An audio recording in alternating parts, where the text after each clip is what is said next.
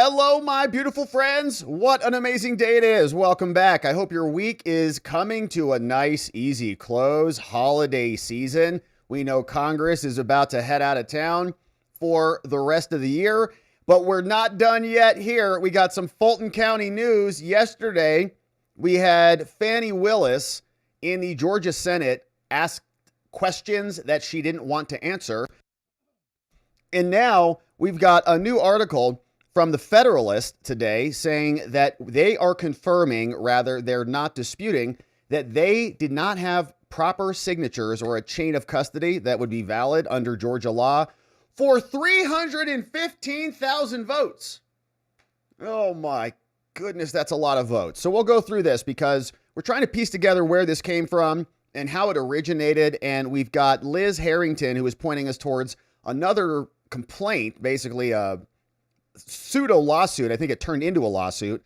And we dug into this, and you can see that they were on this back in 2022, actually, talking about these 315,000 ballots. And for a long time, Fulton County was denying this. Now they're kind of confirming it. Fani just also was there yesterday. We've got some follow-up to that. Here you can see we've got video of the Biggie Smalls coat, more financial records. She paid her lawyer, that guy Roy Barnes, who was sitting right next to her, the former governor, millions of dollars, millions, which is why he kind of subjugated himself to that horrific display. He's like, well, answer it. Don't answer it. I don't care. I got $4 million. So we'll go through this. And we also have updates on the lawsuit brought by Harmeet Dillon and the Civil Rights Division suing the clerk over there in Georgia, a guy's name, I think it's a guy named Che Alexander. And we looked at the original complaint on this, but now there's a motion to compel that got dropped from the DOJ saying we want these 2020 records and we want to get to the bottom of those 300,000 plus ballots that don't have a proper signature chain that it make them valid under Georgia law. So we've got that. We've got a memorandum in support of that. And then we see, this is interesting, coming crashing into this case to stop the 2020 records from coming out are the Black Voters Matter. Oh, perfect. So the Black Voters Matter Fund out there in Atlanta have now submitted a memo in support of their intervention. Now, don't release the records because it's racist if you look at them or something. We'll see what their argument is and get the latest on what's happening with Fani Land, because we've got some reaction from yesterday after her debacle from Senator Greg Dolezal, who was the president of the Senate, front and center, asking her a bunch of questions. And Trump was also talking about truckloads of evidence that will be coming out related to the 2020 election. And this has been one of Trump's biggest points of contention over these last years, saying 2020 was rigged. People should be in jail for it. We agree. We're just waiting for that to happen. So bunch of updates out of Fulton County coming up before we turn our attention to the final day of the Dugan trial. The backdoor judge, Judge Dugan, closing arguments today. Her defense presented their case. Case went to the jury this afternoon. They're still deliberating. Whoa, moments ago, an email from the court said there's a note for the court. Parties began to return to the courtroom. It's unclear what the note is for. Dun, dun, dun, dun. It's about an exhibit. All right, so we don't have a verdict yet. I was like, well, that's going to be a very short segment if we have a verdict. All right, so we have a beautiful stream coming up. Happy Thursday. Tomorrow is Friday. It's holiday season. We've got a great sponsor today, one that we're very happy to share with you. Chef IQ, baby. We were talking about the Chef IQ this morning on the members only stream because I literally just got one of these for our mother-in-law. We got them for our mother-in-law, which is a fun thing for me to say, my mother-in-law. So we got her a Chef IQ because this thing is amazing and we use it a lot. Basically, it's got these ceramic temperature probes. So they're ceramic, not plastic. You just plug them into your meat. And we even used them over Thanksgiving with Mama G. We were cooking the turkey. We're like, you think it's ready yet? I'm like, whoa, don't even worry about this. I got Chef IQ right here. And we'll just plug it in. We plugged it in. It's like, oh, it's ready. So we pulled it out. We saved ourselves some overcooked turkey. And so it's a real nice product. It tells you when to flip it. The app is great. You can literally watch the temperature, put a steak on the grill. You watch the temperature go up. You're like, this is pretty cool. So check it out. Links are in the description below. ChefIQ.com is where you can go, and use code Robert, by the way. You'll save 30% off, or just click the QR code right on your screen and grab yourself one of these babies, or give it a gift as a gift. I've basically bought one for everybody in my life because they're great. We use it a lot. So check it out. ChefIQ.com, code Robert, save 30% off. Links in the description below. And don't overcook your meat. All right, so thank you to Chef IQ also for sponsoring today's episode, and thank you for supporting the show by sponsoring them. All right, by supporting them. All right, so now let's get to it, because we've got some big news out of Fulton County. Fulton County now confirming that there is a problem with 315,000 votes that were collected, so-called, in the election of 2020. The same election where there was a water leak at State Farm Arena right there in Fulton County, and they had to stop counting the ballots in the middle of the night. Oh, yeah. So we have been fighting for records for a long time all over the country. And I say we, people on the side of actual fair elections. And now we're getting some answers on this puppy, but this originated a long time ago. In fact, back in 2022, you can see these guys here called Kevin Moncla and Joe Rossi. They were digging into this all the way back in 2022. And this is another letter from 2024, but they're referencing a prior complaint, the original complaint, which is really back from 2022. So they've been digging into this for a long time. And they were also asking questions about these 335 ballots. They're saying, this is pretty weird. Georgia, our complaint referenced, when we were originally complaining about all this stuff back in 22, an additional 20,000 ballots counted from missing tabulators, as the attached documents show. And Fulton County simply did not follow Georgia law with respect to the votes actually counted from these tabulators that have insufficient evidence for them to be included at all, right? And you can think of a vote, I argue, at least as sanctified as a blood sample that you draw out of somebody's body in a DUI case. And if you have a blood sample from a DUI case, you got to be able to connect that blood sample to the person. And if you can't do that, then your case is pretty much crap, because you need to be able to do that. So when the sample comes out of the body, it goes from the person A to person B to person C, sometimes to person D, goes into evidence. And it's all chronicled. It's all logged. You can follow it. Now, if something happens, if the officer who transported the blood is, fired or dies or whatever, then that chain of custody is broken. And you can have arguments about why it's no longer a valid sample of that person's body, because you can't prove the connection to that person. Same thing happening here.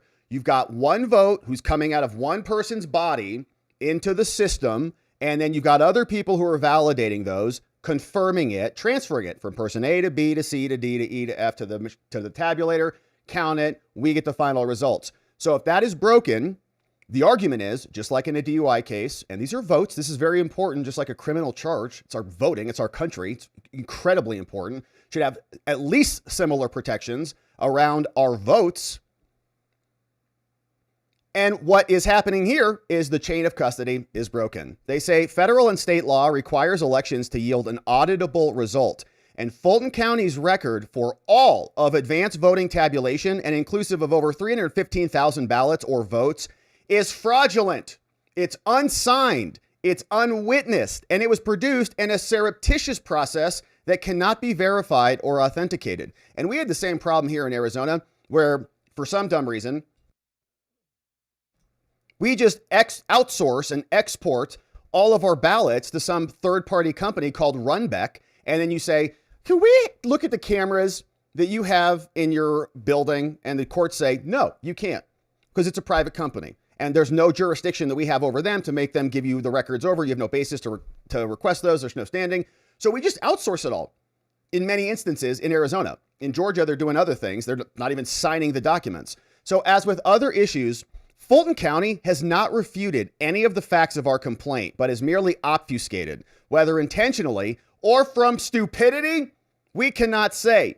And the Secretary of State, Brad, has aided and abetted in this effort. Now, this is a pattern we have seen with all the complaints we filed. The investigators pretend to understand the complaint enough, but even when we find experts, so basically they were coming out with complaints, and then Brad Raffensperger, that dude, he turns around, along with these other people, ex officio Brad Raffensperger, and they launch their own investigation.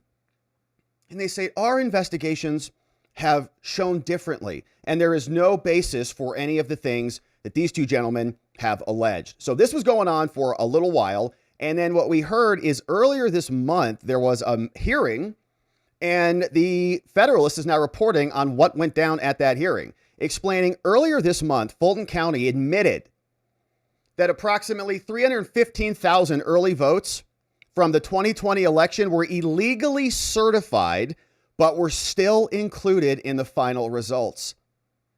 Like, they take your blood sample, it's not even yours, they can't even validate it, and they're like, well, you're still going to jail. Okay.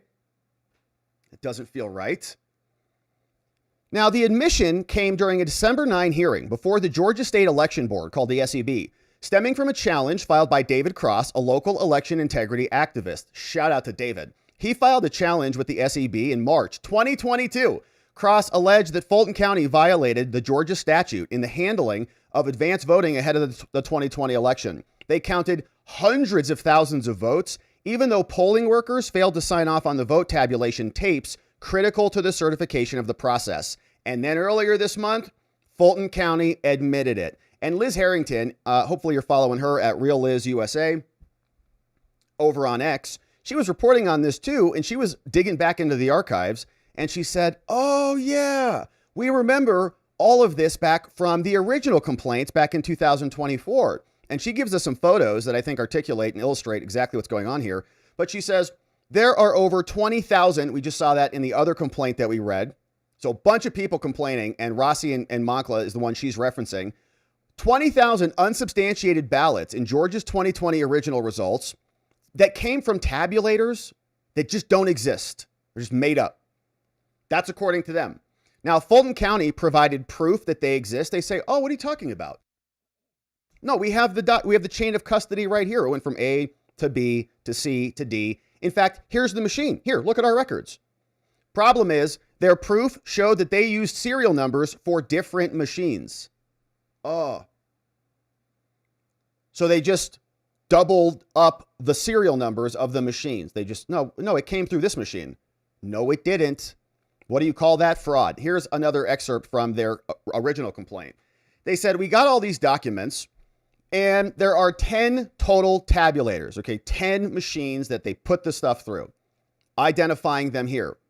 Now, Fulton County, that's Faniland, provided 0 tapes for some of these. 0 for some closing tapes and recap sheets for others, but they did not provide both an open and closed tape for any. The ones provided are also problematic. For example, Fulton County provided an open or 0 tape for the tabulator identified as East Point Library ICP3. Here is what one of those devices looks like. So ICP3, right here, voting location, it's at, Atlanta voting, East Point Library, number 9, whatever. Here's the report printed out October 28, 2020. Here's our serial number. And these are, I guess, a big batch of early votes. That's before the election. Then you see signatures. Oh, that's what you'd expect.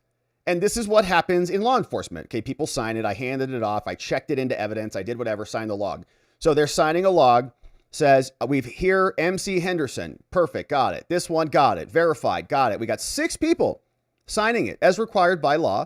And they tell us right here, that's AV East Point Library ICP3, right there.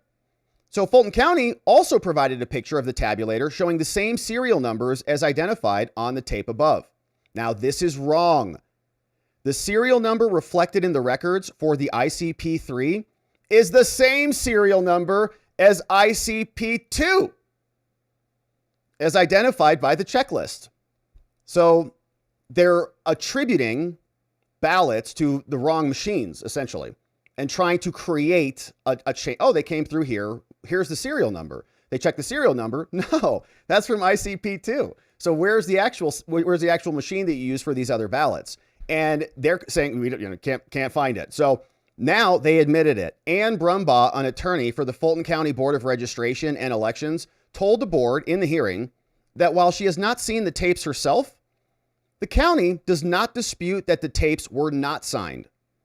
So basically, they would turn this in. They'd say, oh, you want a chain of custody? Oh, it's right here. Here's the signatures. These are all the signatures right here for all those missing ballots. And they said, no, they're not. That's for ICP3. So what happened to the other ones? or it's the same serial number, so they are just misattributing the source, essentially. So here, now she's saying, I'm not saying that I agree with you, but I'm not disputing now that the tapes were not signed. She continued, it was a violation of the rule. We, since 2020, again, we have new leadership and a new building and a new board and a new standard operating procedures. After they stole the election, then they're going to change everything so, it doesn't happen again. And since then, the training has been enhanced, but we don't dispute the allegation from the 2020 election. That's a quote. Yeah. Georgia's Brad Raffensperger investigated the alleged failure to sign this, and he substantiated the findings that Fulton County violated official record document process when it was discovered that 36 out of 37, almost 100% of the voting precincts in Georgia failed to sign the tabulation tapes as required by the law. According to a 2024 investigation summary. Now, in addition to that, to probing the unsigned tab tapes, the investigation also found that at 32 polling sites, they failed to verify their zero tapes. Now, Georgia law requires that election officials have each ballot scanner print 3 closing tapes at the end of each voting day. Poll workers must sign these tapes and include a documented reason for refusal. Voting laws also require poll workers to begin each day by by printing and signing a zero tape, showing the voting machine started at 0 votes. Like when you start a football game, you can see it's 0. Did they confirm that? If there is no record of whether the tabulator was set at 0 at the start of the polling, there's no way of telling whether ballots from a previous election or ballots from a test run were left on the memory card and might later be counted. Notably, this happened in Montana, where officials discovered more votes than were cast and believed the votes were leftover sample data that had not been cleared. Wow. So these signed tapes are the sole legal certification that the reported totals are authentic. Fulton County produced 0 signed tabulator tapes in the early voting. And just, again, compare this to a DUI case. You get pulled over. They're like, I think you've been drinking. You're like, no, I haven't. They're like, well, we're taking your blood anyways. Happens all the time. Represented many people in that situation. Blood comes back 0-0. But it happens. They take your blood, transfer it out. You come back. You get hit with a .09 DUI. They say, oh, DUI, above the legal limit. Sorry. That's a DUI. You say, what the hell? Where did my blood go? Who tested it? Who transported it? How did you end up with this final number? They say, well, we're not telling you anything. And we didn't even start at a 0 baseline. We might have actually just dumped your blood into a sample that was filled with alcohol from the prior run. You'd be like, what? Nobody would ever get convicted if they did things that way. Well, maybe they would, but because people hate DUIs. But the point, because they're not good. Shouldn't drink and drive out there. Take an Uber. But the point here, it's the same thing happening. You drop something off that's yours, your vote, and it just goes into this magical sausage factory. Nobody's confirming anything. Nobody's following the law. It just spits out a number. And they're like, Biden wins. Fulton County produced 0 signed tabulator tapes in early voting. So Cross stated that he obtained 77 megabytes of election records from Fulton County through an open records request that cost $15,800. This is another impediment to getting anything. Like, it's cost this dude $20,000 to get 77 megabytes of data. Send him a friggin' floppy disk for Cross. According to Cross, these included 134 tabulator tapes representing 315,000 votes. Each signature block on these tapes was blank across the board. So Cross also highlighted additional irregularities, like polling locations being open at impossibly late hours, like 2:09 a.m. Cross also, well, that's when they were shoving the ballots in there. Like, oh, we have a water main break. Oh no. Remember this? We saw this on election night. We're all going, what is going on here? And then it turns out, oh yeah, they were stealing it. Here's what this news segment was like posted back in August, but this was from the 2020 election. We've also got some breaking news right now, so we want to check in with CBS's Mark Strassman. He is in Georgia, where they're having a big problem counting some of the votes. Mark? Nora, this is an election return watch party here on the edge of Atlanta. These are mostly excited Democrats because when's the last time Georgia thought of itself as a battleground state? After a record early returns and essentially a day of problem-free voting, there is now a hitch in the tabulation of votes. I'm standing in Fulton County. Fulton County includes a chunk of Atlanta. Downtown Atlanta is State Farm Arena, where the Atlanta Hawks play. They are tabulating the absentee ballots of Fulton County, Georgia's most populous county. A water pipe has broken inside the arena. No. They had counted 86,000 absentee ballots. We don't know how many more they have yet to tabulate, but all the tabulation of those ballots has now stopped. We're told by election officials they may not finish tabulating those votes for a day or two.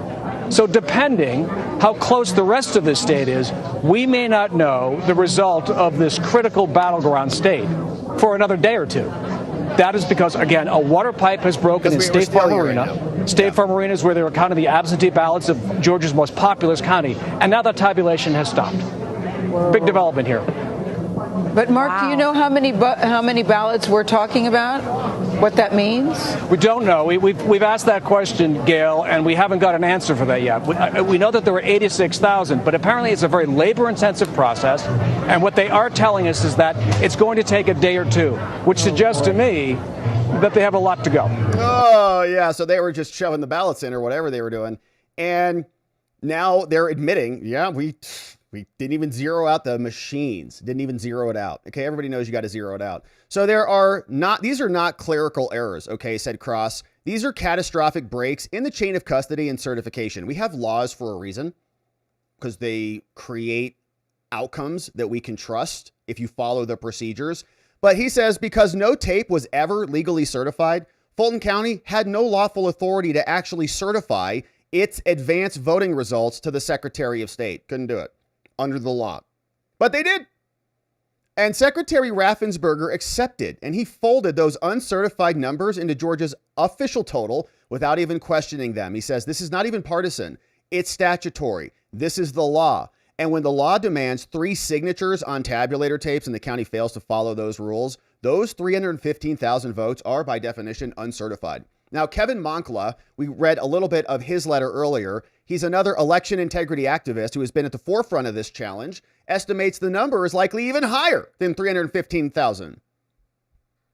Cross, the other guy, is asking the SEB to impose sanctions on Fulton County, have them publicly acknowledge their violations, and for the state to decertify Fulton County's advanced voting results. Let's go. It was very small margin there in Georgia. I think 11,000 votes that they had to flip to steal it.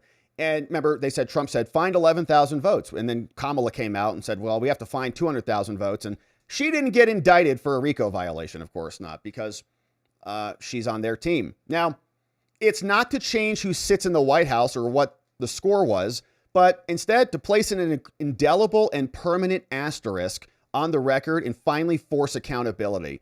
And the people, if there was any complicity in this, then that is fraud, is what it sounds like. That they were saying, oh, no, here's the chain of custody. It's just matched up over here and just connected up. And it's not actually true at all. So was there a maliciousness to that?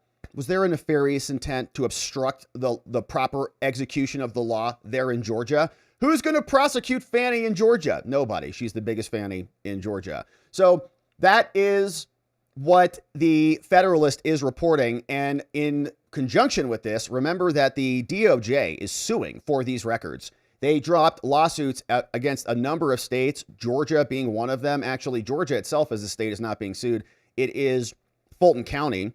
And we went through the complaint originally. This was filed last week, but they've got new motions now to intervene as defendants from Black Voters Matter Fund. They say, don't you dare turn these records over to the DOJ, or else you're going to be racists. So we'll take a look at that. We'll also look at the motion to compel, which the DOJ submitted, saying, all right, we want all of these records. And what's happening is now Georgia is freaking out a little bit. You can see this guy sent a response back over, Marvin Lim. He says, I'm responding to the DOJ lawyers, saying they don't have any right to get our 2020 records. And so we'll come back to that after we see what the DOJ also just sent in. So they wrote, all right, now we're asking for the court to compel the records, force them to give them to us immediately. They say the United States of America is back again, and we've got declarations, we've got exhibits. We are now asking that you command them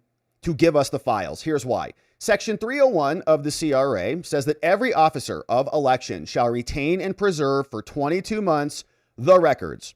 You have to hold on to the records and preserve them Further, Section 303 also says any record or paper required by Section 303 shall be retained and preserved and shall, right there. Man, we love that when it goes our way. Shall, upon demand in writing by the AG, that's Pam, or his representative or her, shall give it to us when we demand it. So the United States has properly done that. And the section says you got to give it to us. So court, please force them to return us those files. Now, here's the supporting memo that backs up that motion to compel. You can see fast forwarding through the table of authorities, and we start here. All right, Fani and Fulton County, you better pay attention here. The Civil Rights Act of 1960 imposes a sweeping obligation on election officials. Che Alexander is the guy who's on the receiving end of this lawsuit in Fulton.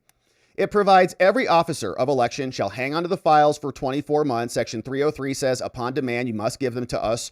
On October 30th, Pam Bondi, through Harmeet and the Civil Rights Division and others, made a written demand to the Fulton County Election Board to give us these election records so we can look at your bad chain of custody.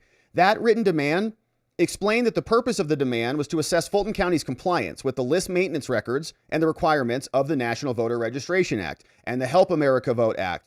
And when we talk about, the status of America, we can see a pattern that emerges where federal judges are issuing injunctions to stop the administration of the executive branch from doing their jobs.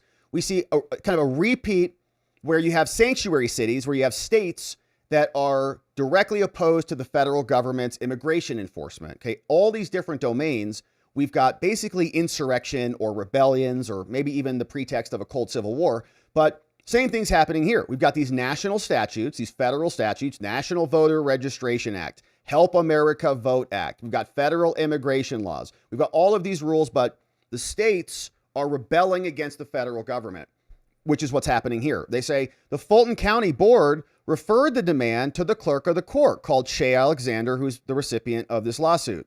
Then on November 21, Pam sent the same demand to the clerk. We got no reply. So now we're suing. Now, pursuant to the law, we now move to compel these records to come over to us. And this is, this is the DOJ speaking. So it's a lot different than, Rudy Giuliani, with all due respect to Rudy Giuliani, but he was like out of power. He was just a lawyer. He was like, I need these records. And he was working his butt off, going all over the country to try to bring the truth to everybody. But he could only have so much power in his demands. This is the DOJ now, going into the court saying, we've got the law on our side, give us the files, that requires them to produce these election records pursuant to a written demand. Now, the CRA, the federal law, displaces the federal rules of civil procedure by creating a special statutory proceeding. And the only thing that is required for us is to make a written demand. The law literally says that right here in 52 U.S. Code 20703. The U.S. has satisfied those requirements, and so accordingly, we respectfully request that court order Fani and Che and the Fulton County people to produce these records now. Now, Title III of the Civil Rights Act goes on. It says any record or paper shall be retained or preserved, and if we want it, we got it. If an officer of an election refuses to comply with this, we can have a special statutory proceeding in which the courts play a very limited but a vital role in assisting our investigative powers. Now, the AG and Harmeet may request a federal court to issue an order directing the production of the records in a manner that's very similar to a traditional order to show cause. This is called a special proceeding. So the statute kind of carves out a remedy for this. So Pam says, hey, I want the records. They say no. They kind of set up a special forum for them to duke this out. You may have heard of arbitration clauses, like we got to go to an arbitrator. We're not going to sue each other. We're going to go over here. That's what Congress has kind of set up. Rather than litigating this completely, fully in an Article 3 court, Congress has said, we don't need to do that. We've already decided how we want this to go. If it's a valid letter that sounds like a demand, not whether you think the demand is appropriate or not, but if it's functionally, semantically written as a demand, then that's good enough. All that is required is a simple statement by the AG that after a written demand, the person, if they have failed or refused to make these available, that's all the court can basically decide. Did you make a demand? Yeah. Did you get the stuff you want? No. Okay. The court doesn't entertain anything else. You're cut off from all of the other preening about public policy or democracy or due process for illegals. You're cut out, court.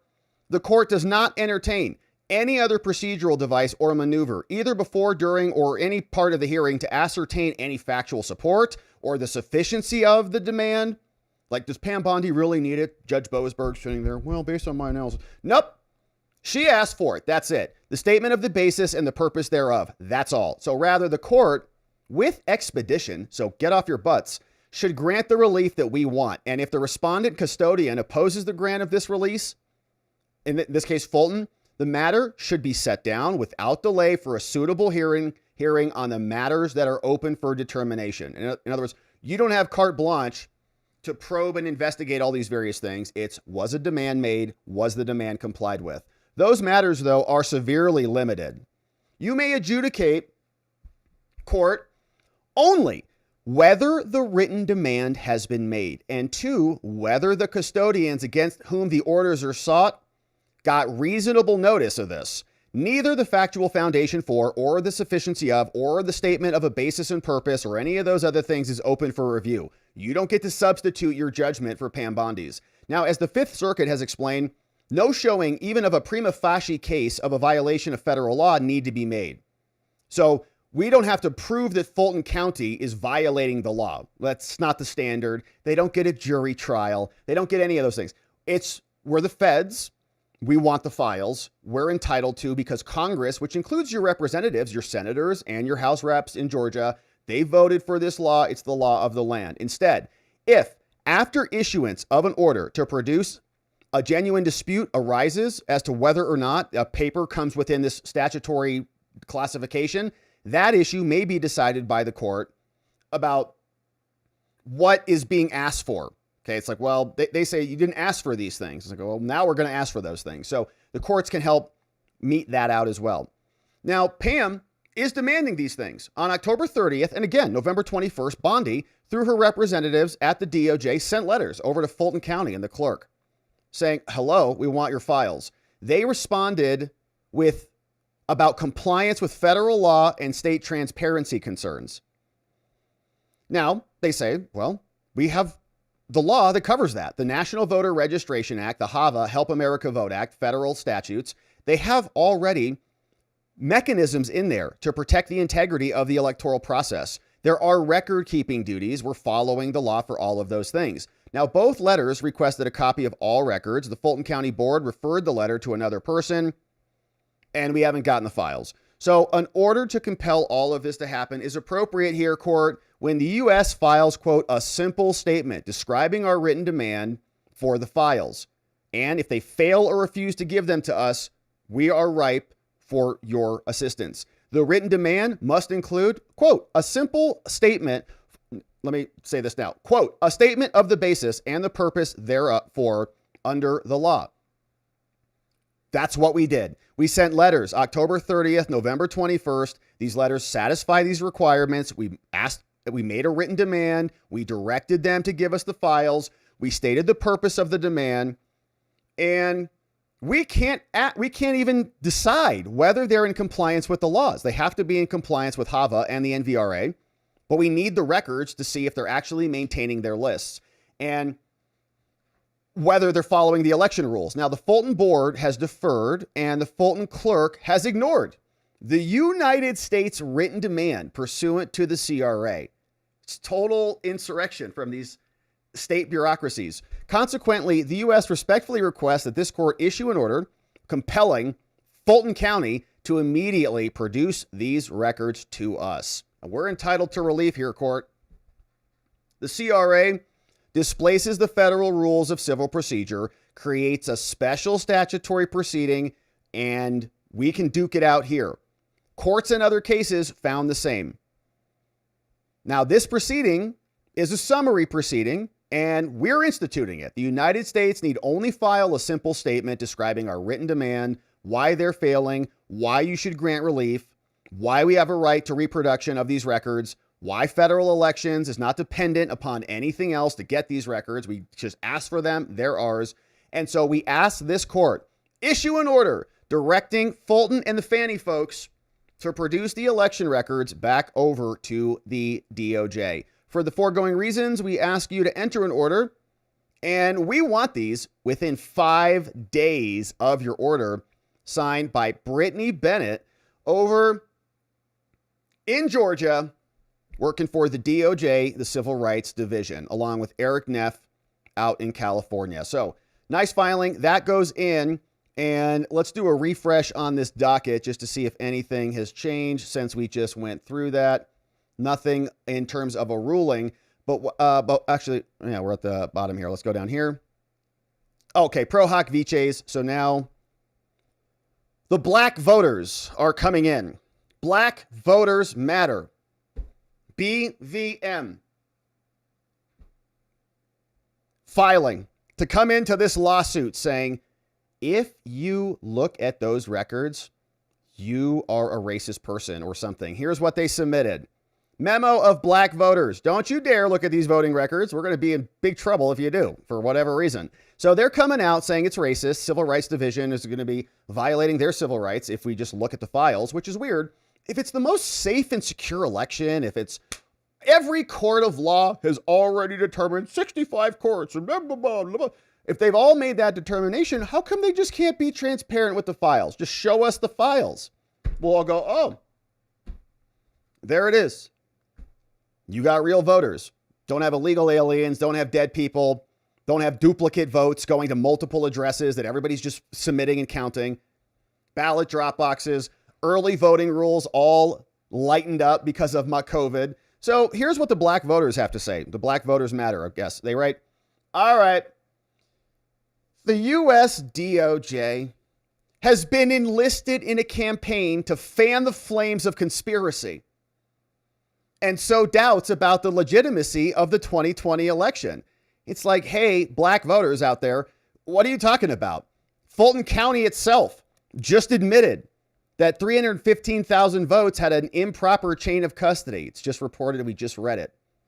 So their lawyers maybe can pay attention to that, but they probably won't. They say in its most recent salvo, the DOJ is suing Fulton County, and we're excited about this one. They're suing a bunch of states, but Fulton, man, something went down there with that water main broke out in Fani land, demanding access to these ballots. And those ballots, say the black voters, are kept under seal by Georgia law, and no federal law justifies this demand. It's like, yes, it does. We just read a whole lawsuit about this. Let me cite it for you. Oh, Title III of the Civil Rights Act.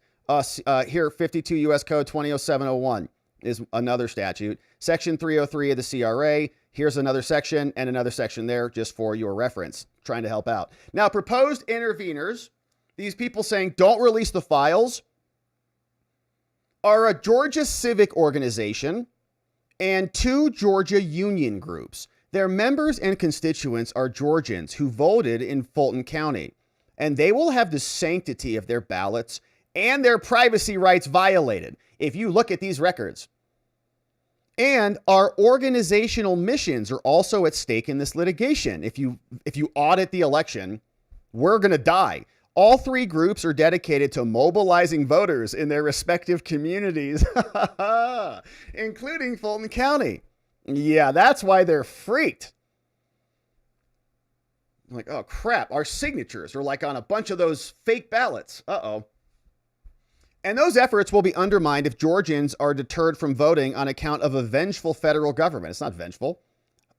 If you just show us the files and they're legitimate, what can anyone do about it?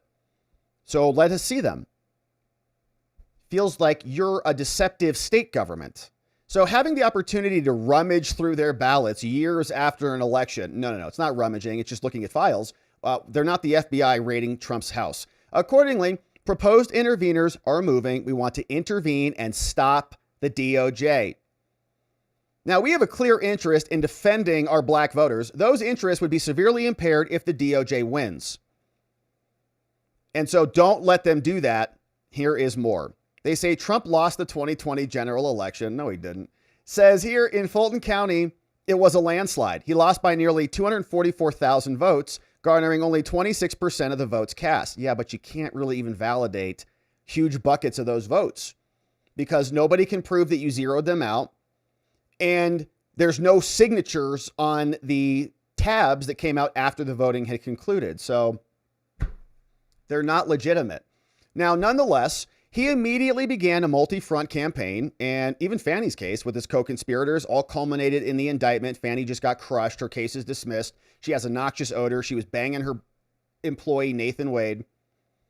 And through subsequent investigations, virtually all of the conspiracy theories were thoroughly debunked.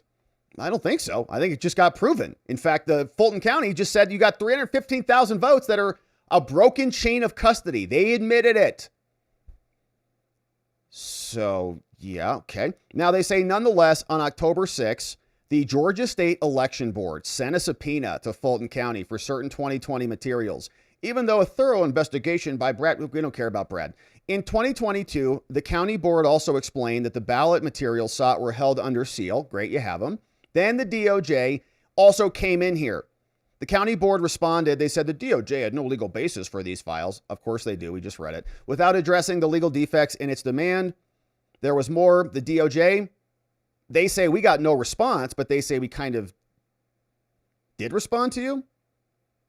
So then they sued, and the DOJ wants to get the same materials that we've been fighting over for a while. So they say Georgia law says you can't have these files without an order of the Superior Court. Sorry, it's called the Supremacy Clause in the Constitution, overrides that. DOJ's suit provides no basis for this court to override those protections. Yes, it does. It's federal law. DOJ's sole claim is Civil Rights Act. They say that claim is meritless because 22 months goes by. And look, this is their argument. We already deleted it. Sorry, it's gone. The election occurred over 61 months ago, well outside the 22-month retention period. So there's no even expectation that these files still exist. The best the DOJ can do to muster this is to assert it seeks these records to ensure that you're in compliance with federal laws, the NVRA and HAVA. They say that's about registration, not about ballot materials. The DOJ is not hiding its true purpose. They're chasing a conspiracy project. Yeah, but you guys are freaked about it. Just show us the files. You are covering up files from a public election. It's not like a grand jury investigation or anything. And you're a little nervous that you're going to have your problems shown for all to see. It should come as no surprise the DOJ fails to identify any federal law supporting its demand. That's ridiculous. We just saw what their arguments were. We are the Black Voters Matter Fund. We want to intervene to protect our rights. And we don't want our personal information to fall in the hands of these vengeful government people. Here we go. All right, so the BVMF, it's a nonprofit, nonpartisan. Give me a break. Nonpartisan? You're a party to this? Did you just read what your lawyers wrote? Nonpartisan, nonprofit social welfare organization dedicated to building power in the Black community by growing their power at the ballot box. I mean, it's just crazy, man. Imagine if a white group said this. We want to build power in the white community and grow our power at the ballot box. How much money are they getting? How much money are white people paying to this racist group? To support that mission, BVMF engages in voter registration and get out the vote programming, which is the home to the largest Black population in the state. These initiatives would be undermined if Georgia voters come to believe that the ballots they cast are not private and not secret. It's a chilling effect. It's going to be strongly felt in the Black community. Why? Are you committing fraud? Due to a long history of race-based discrimination by voting government actors. Okay. So again, it's racism. So we can't have a proper, valid audit because it's going to be bigoted white people who are demanding that, I guess, Black voters be disenfranchised is their argument. Yeah. This is very Fulton County. It reminds us exactly of what Fani was getting into yesterday, talking about her white CFO. Now, and the deterrent effect will also be strong in Fulton County, which is great. Yeah. We don't want fraudulent voting happening there. We don't want fraudulent prosecutors launching political attacks against their political enemies and having the whole system cover it up. Sorry. Yeah. We happen to be white, some of us, who want accountability, but it's not only white people who are attacking Black people. We just want free and fair elections. You don't have to inject race into every stinking thing. So accordingly, if the DOJ succeeds in achieving this, the Black Voters Matter will have to redirect resources to mitigate the chilling effect of these attacks on Black voters because of conspiratorial federal scrutiny. So there's another group. Great. So the black voters. Great. So Local 3204 is a chartered affiliate of the Communication Workers, another union. Great. So its mission is to help members live a secure and dignified life in the workplace and beyond. At least it's not a racial group. That mission would be undermined if the DOJ succeeds in Fulton County 2020.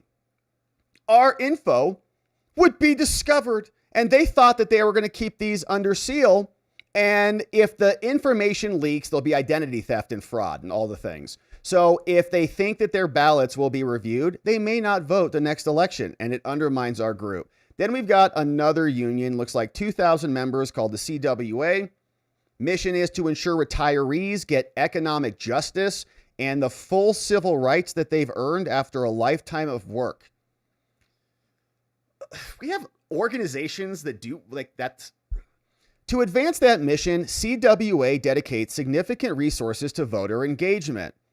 DOJ efforts to unseal these ballots and gain access to the private voter information contained therein would undermine their mission. Yeah, probably their voting scams. So their members, as well as other Georgia voters, will be more reluctant to vote in future elections if they know they're going to get caught for fraud. So they also are worried about identity theft. It's rich. Everybody's worried about identity theft, even though they let in 20 million illegal aliens who are doing most of the identity thieving. So here's their legal standard. The black voters and the other union groups are here saying we have a right to intervene.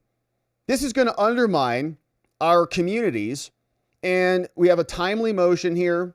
We're filing this only 7 months after the complaint was filed, and which I think was filed much sooner than that. But proposed interveners have two interests at stake. First, the sanctity of their ballots and the privacy of their personal information. So all of that's going to be perfectly fine. They're just kind of fake excuses. No one's going to publish any of this online. You're handing it over from one government to the other government. Unless you're insurrecting the federal government, which is what they're attempting to do, because they're stealing elections, in my opinion. Now, these interests alone are sufficient for intervention because each derives from a legal right. Multiple courts have recognized that we should defend voters. And our mission, see, this is why they're nervous. This is not about like identity theft. It's about their mission is to engage and to mobilize voters in their respective communities. It's also at stake. If the DOJ succeeds in accessing these ballots, their missions, these little get out the vote organizations that are probably, grifting off the public dime, are all going to be in big trouble because they're out. I would suspect rigging registrations, ballot chasing, dropping off ballots, filling out ballots incorrectly, even if they're valid ballots, right? They pull them off of people. You get duplicate ballots. I'm sure you've had it happen to you or a friend. You get like two ballots at two different addresses, or somebody died at that residence, but you get their address from 30 elections ago. You get their ballot even though they died 30 years ago is what I'm saying. If the DOJ succeeds in accessing the ballot materials, those missions will be undermined because voters will be deterred from voting in future elections. Why? How? Knowing that the DOJ may rummage through their ballots, they're not rummaging through them. They're ensuring compliance with federal law. You have a duty under the law to maintain your records. So this is a chilling effect. It's going to be felt particularly strong amongst black voters. Yes, yeah. And telecommunications workers and retirees who I guess don't want legitimate elections. Each of those whom have distinct concerns about exposure of their ballots, and these interests support intervention. Courts have recognized that these are mission critical operations. This is a DOJ attempt to get sensitive information. And as a practical matter, in this litigation, we have to protect the interest, and that's why we need to intervene. The existing parties don't adequately represent us. The Fulton County people are not going to represent the black voters. The DOJ doesn't represent them. And the clerk of the courts doesn't represent the black voters. And so they have to, of course, have more representation. So the clerk of the courts is just a mere custodian. They're not going to do their job of calling this racist or whatever. And so the court should exercise intervention and allow us to come in here and call Harmeet Dillon, I guess, a bigot. So for all these foregoing reasons, proposed interveners, the black voters and the unions respectfully request you allow us to intervene because we're going to die Oh, gosh, look who it is. Look who it is, right there. The Elias Law Group. Guess who that is? Mark Elias. Perfect. So everything's racist and everything's bigoted, and the law has to bend to ensure that there is no accountability for rigged elections. He was very active in the 2020 battle all across the country. Perfect to see him right back here. Now, here's more. We saw that they are responding to this. It's not just the black voters and the unions. We got Marvin Lim. He is sending a letter back over to the DOJ. He's a state representative. He's an immigrant, an Iron Man. They can't take away your dignity. Nah. That's his personal account. All right. So he says, my letter to the DOJ asserting authority they don't have in filing suit in this county. And so he's saying you can't have these records either. They're so nervous. They don't want you to see what went down there, even though they're now admitting they don't have a proper chain of custody and they illegally certified votes. So he writes back. He says, you don't have authority. Now, that federal law was adopted in the 1960s to deal with racial discrimination. But the administration's own complaint says that the files are gone, is what he's going to say. Only 22 months is how long we have to keep these files. And guess what? It was too old. They deleted everything. So 60 months prior, 38 months passed. Therefore, the Trump administration is not entitled to these records. In fact, to the extent that we even have these records, it's not because of any other federal laws, but because of prior unsuccessful lawsuits brought by Fulton required the county to retain the records. Well, those people who wanted those records were not the attorney general, right? So they didn't have that authority. Rudy Giuliani was not the attorney general. So now the attorney general wants them. So now you have to return them. So this lawsuit is outside the rule of law. The Trump administration should dismiss it. Marvin says, nope, not going to happen, Marvin. We're coming for the files. Get them printed out and on our desk. So we have that. Now, meanwhile, while all that is happening, Big Fani Smalls came out to the courthouse, to the Congress, to the Senate House yesterday. And for real, some people were saying, no, that coat has to be AI. She didn't really walk into court like that. Sorry to tell you, my friends, she did. After a year and a half and 2 subpoenas, Fulton County District Attorney Fani Willis forcefully pushed back against allegations that she decided to prosecute President Donald Trump before she took office. For 3+ hours, Willis had several heated exchanges with Republican State Senator Greg Dolezal, like this one. He's absolutely correct. We looked for talent for the district attorney's office before I became the DA. I didn't wait till the day I took office to look for talent that would represent my office. But I was unable to look for talent for a case that didn't exist before I took office. Ridiculous. Yeah, the case did exist because you're saying that the violation was back in December. So if you're transitioning and you're watching all of this happen, you can start building the case as you're looking for talent, as you're watching the crime be committed, knowing that you're gearing up to indict everybody. It's factually impossible. It's common sense. You don't need to be a lawyer. I'm going to read some additional testimony. I'll try to put it on the screen. You can read me as much as you want, but I will. Thank you, Madam DA. That's after Dolezal raised questions about her transition team and the process of interviewing people to lead the investigation into efforts to overturn Trump's 2020 election loss in Georgia before she entered office. The committee also focused on Willis's hiring of Special Prosecutor Nathan Wade to lead the case, which was ultimately dismissed last month after their romantic relationship came to light. However, Willis defended her decision, saying she hired Wade for his level of experience. And Willis denied working with the House January 6 committee or the Biden administration to prosecute Trump. All right, so good little summary there, but that's more of Fani, and people were digging into what Fani had said, and Red Zone came out, man. Shout out to @LakeChip over there, former U.S. House Chief of Staff, sports podcaster, and much more. And he posted this. He says, perhaps during one of her temper tantrums, Fani Willis didn't know that the Georgia Attorney General's office has paid the Barnes law firm, her lawyer, Roy Barnes, the former governor of Georgia, $4.5 million since 2022. That's a nice contract. So contract right here, the Barnes Law Group, and that's from the AG's office. Fani's not the AG. Fani is the DA of Fulton.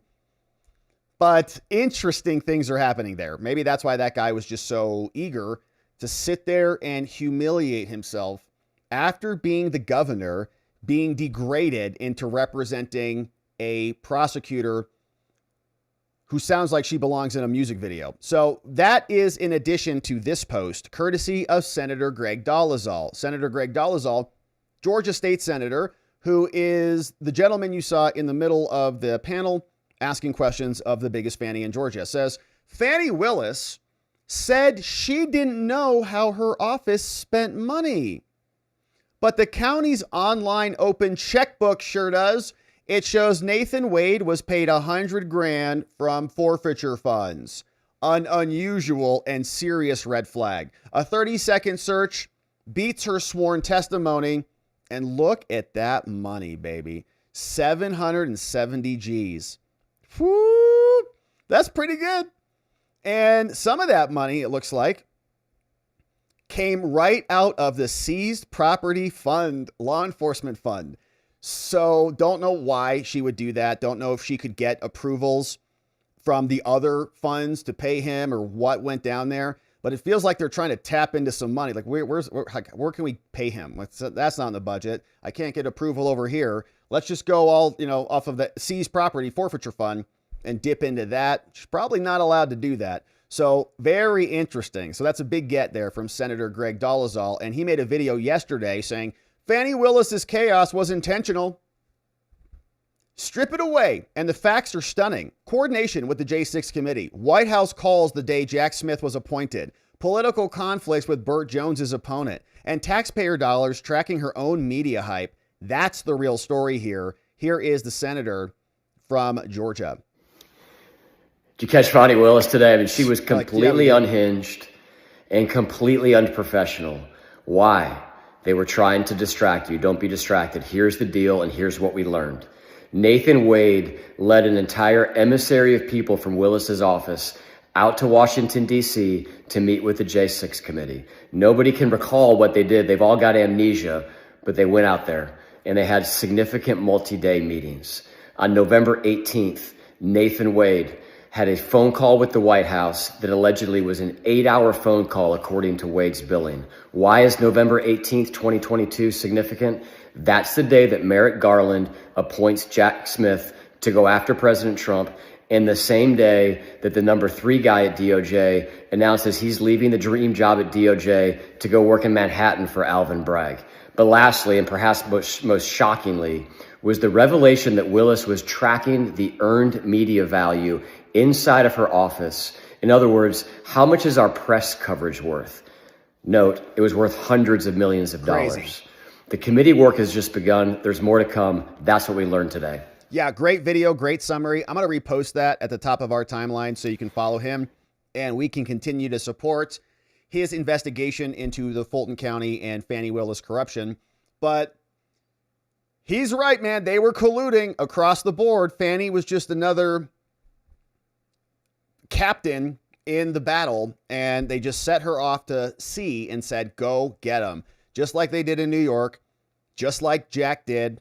And now Fani is in the hot seat. So we had some more. We saw real Colton Moore was there yesterday, and he was giving us an update immediately after the hearing. But he also popped by with Real America's Voice, and he was talking to them about his thoughts after the Fani Willis meltdown. Here's another state senator in that same body from Georgia. I'm sitting there directly behind Fani Willis, and she is a nervous wreck. She sees me. She demands one of her security guards, body guys, come over and sit right next to me. We sit there in that hearing, and we uncover some things that we've never uncovered before.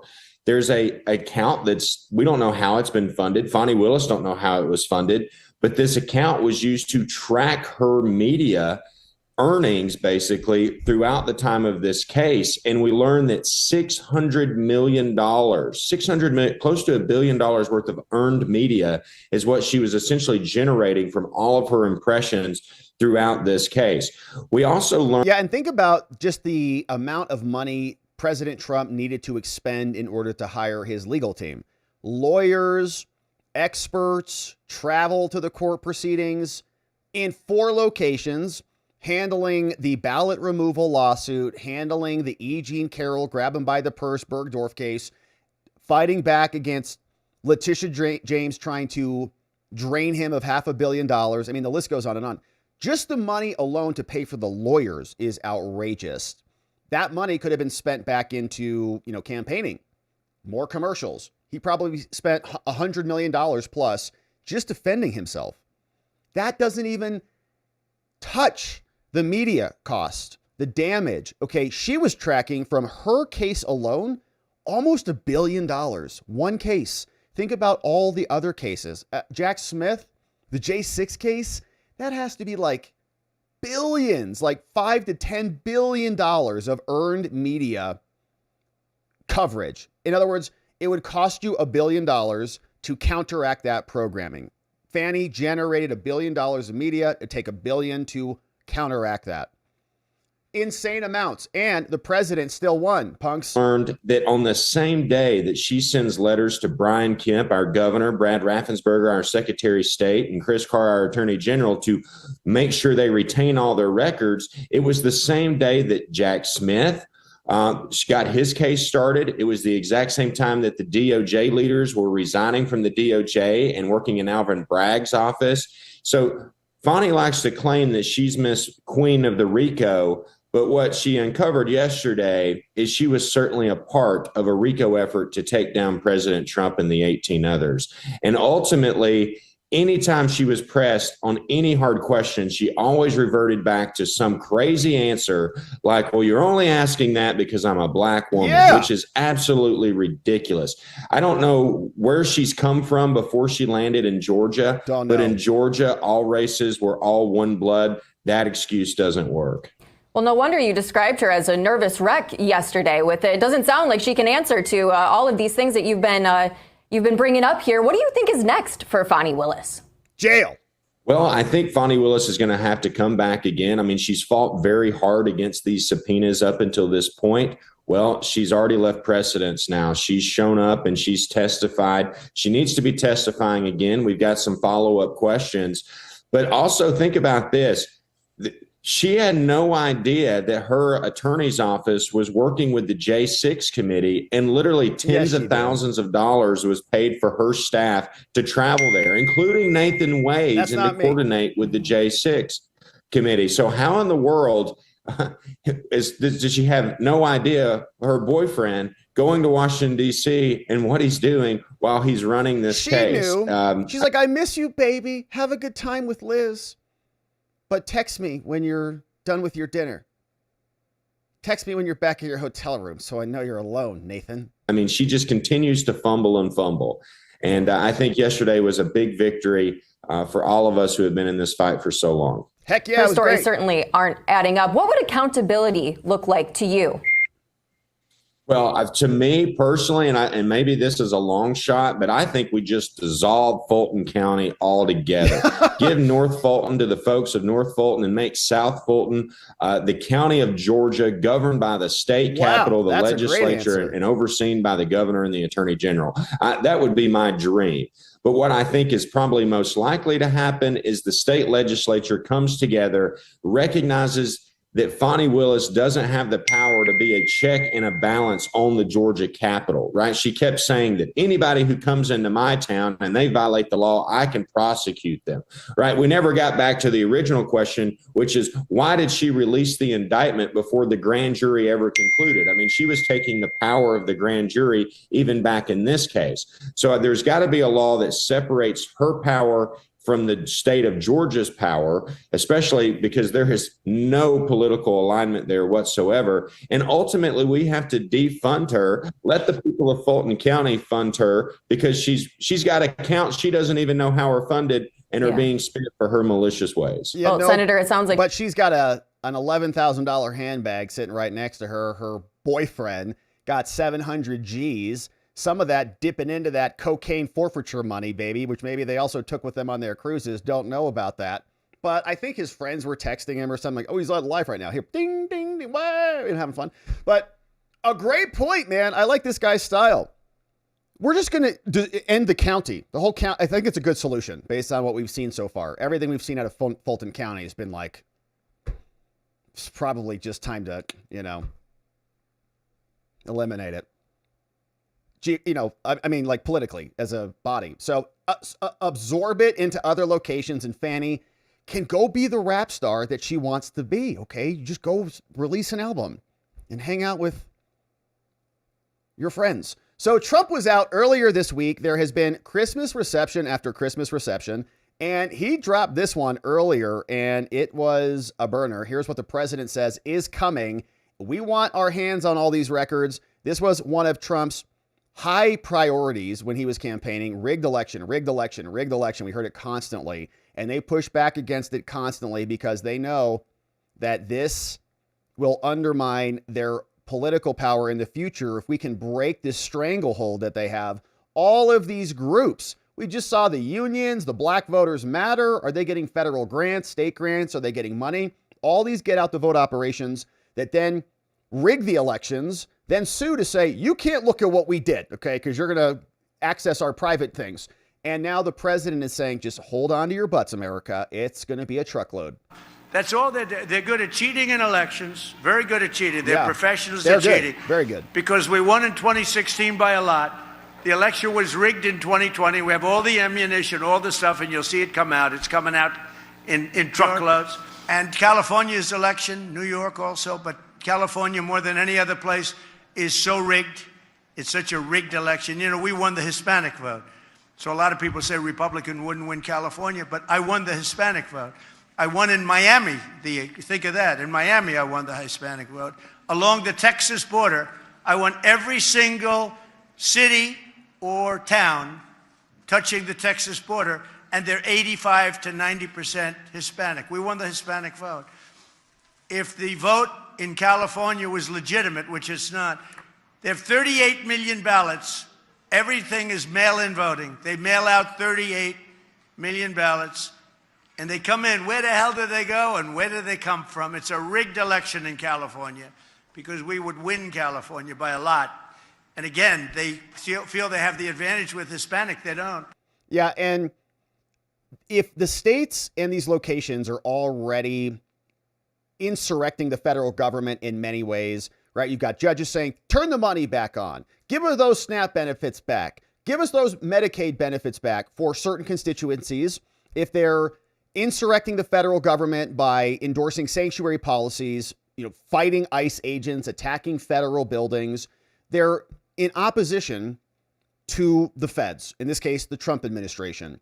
So if they're going to openly violate the law for ICE officers, why would they also not openly violate the law for elections? Why would they be honest and full of integrity in that one arena, but they fight America, basically, against every other attempt to regulate this illegal alien population?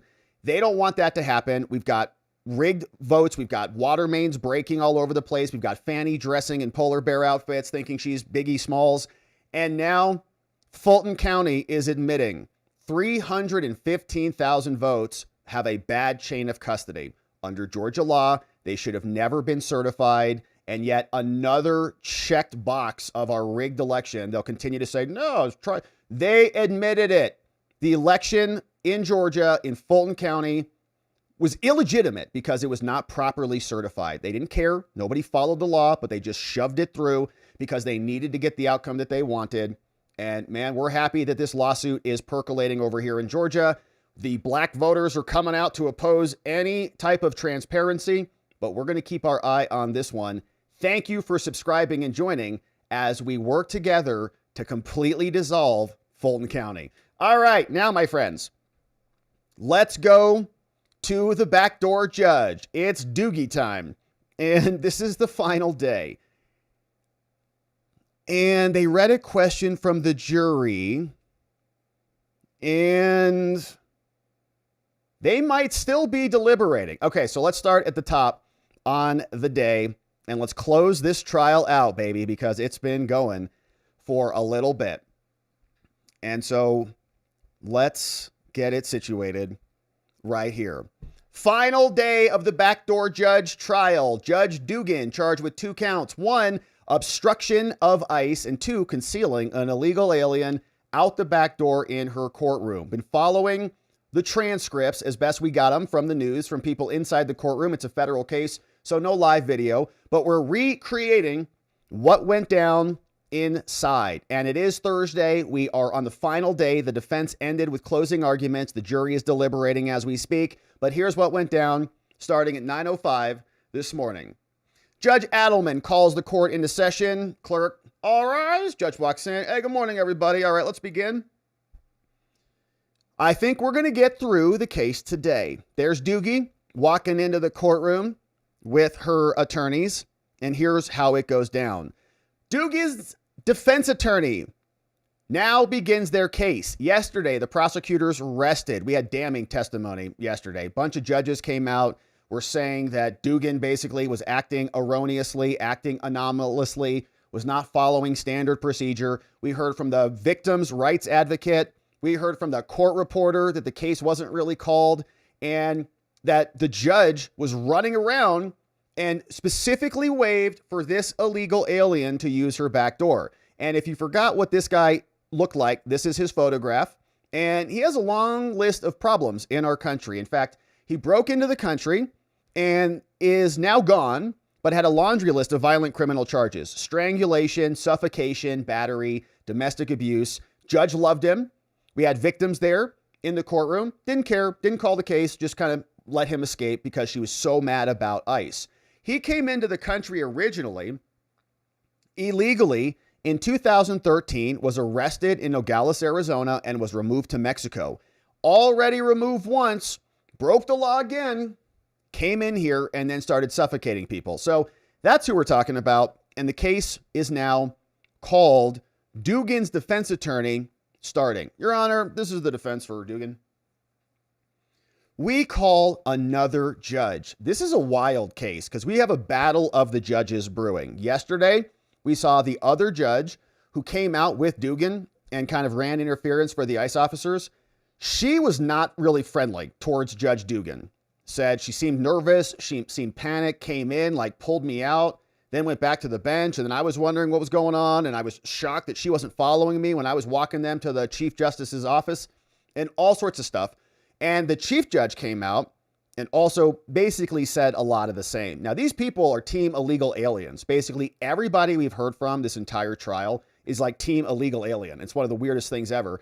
But in Milwaukee, apparently, that's how they roll. But if we see this same pattern with the jury, if the jurors also have the same beliefs as every judge in this building, we're in trouble. But here's what went down. The defense's first witness is another judge. Now, it's a battle of the judges. Remember in the George Floyd trial, we had a battle of the experts. This is a common thing in the law. Even in a DUI case, government will have their expert to analyze the blood. You can bring in your own expert, very expensive, to analyze the blood, come up with completely different numbers based on the same set of results. Pretty amazing.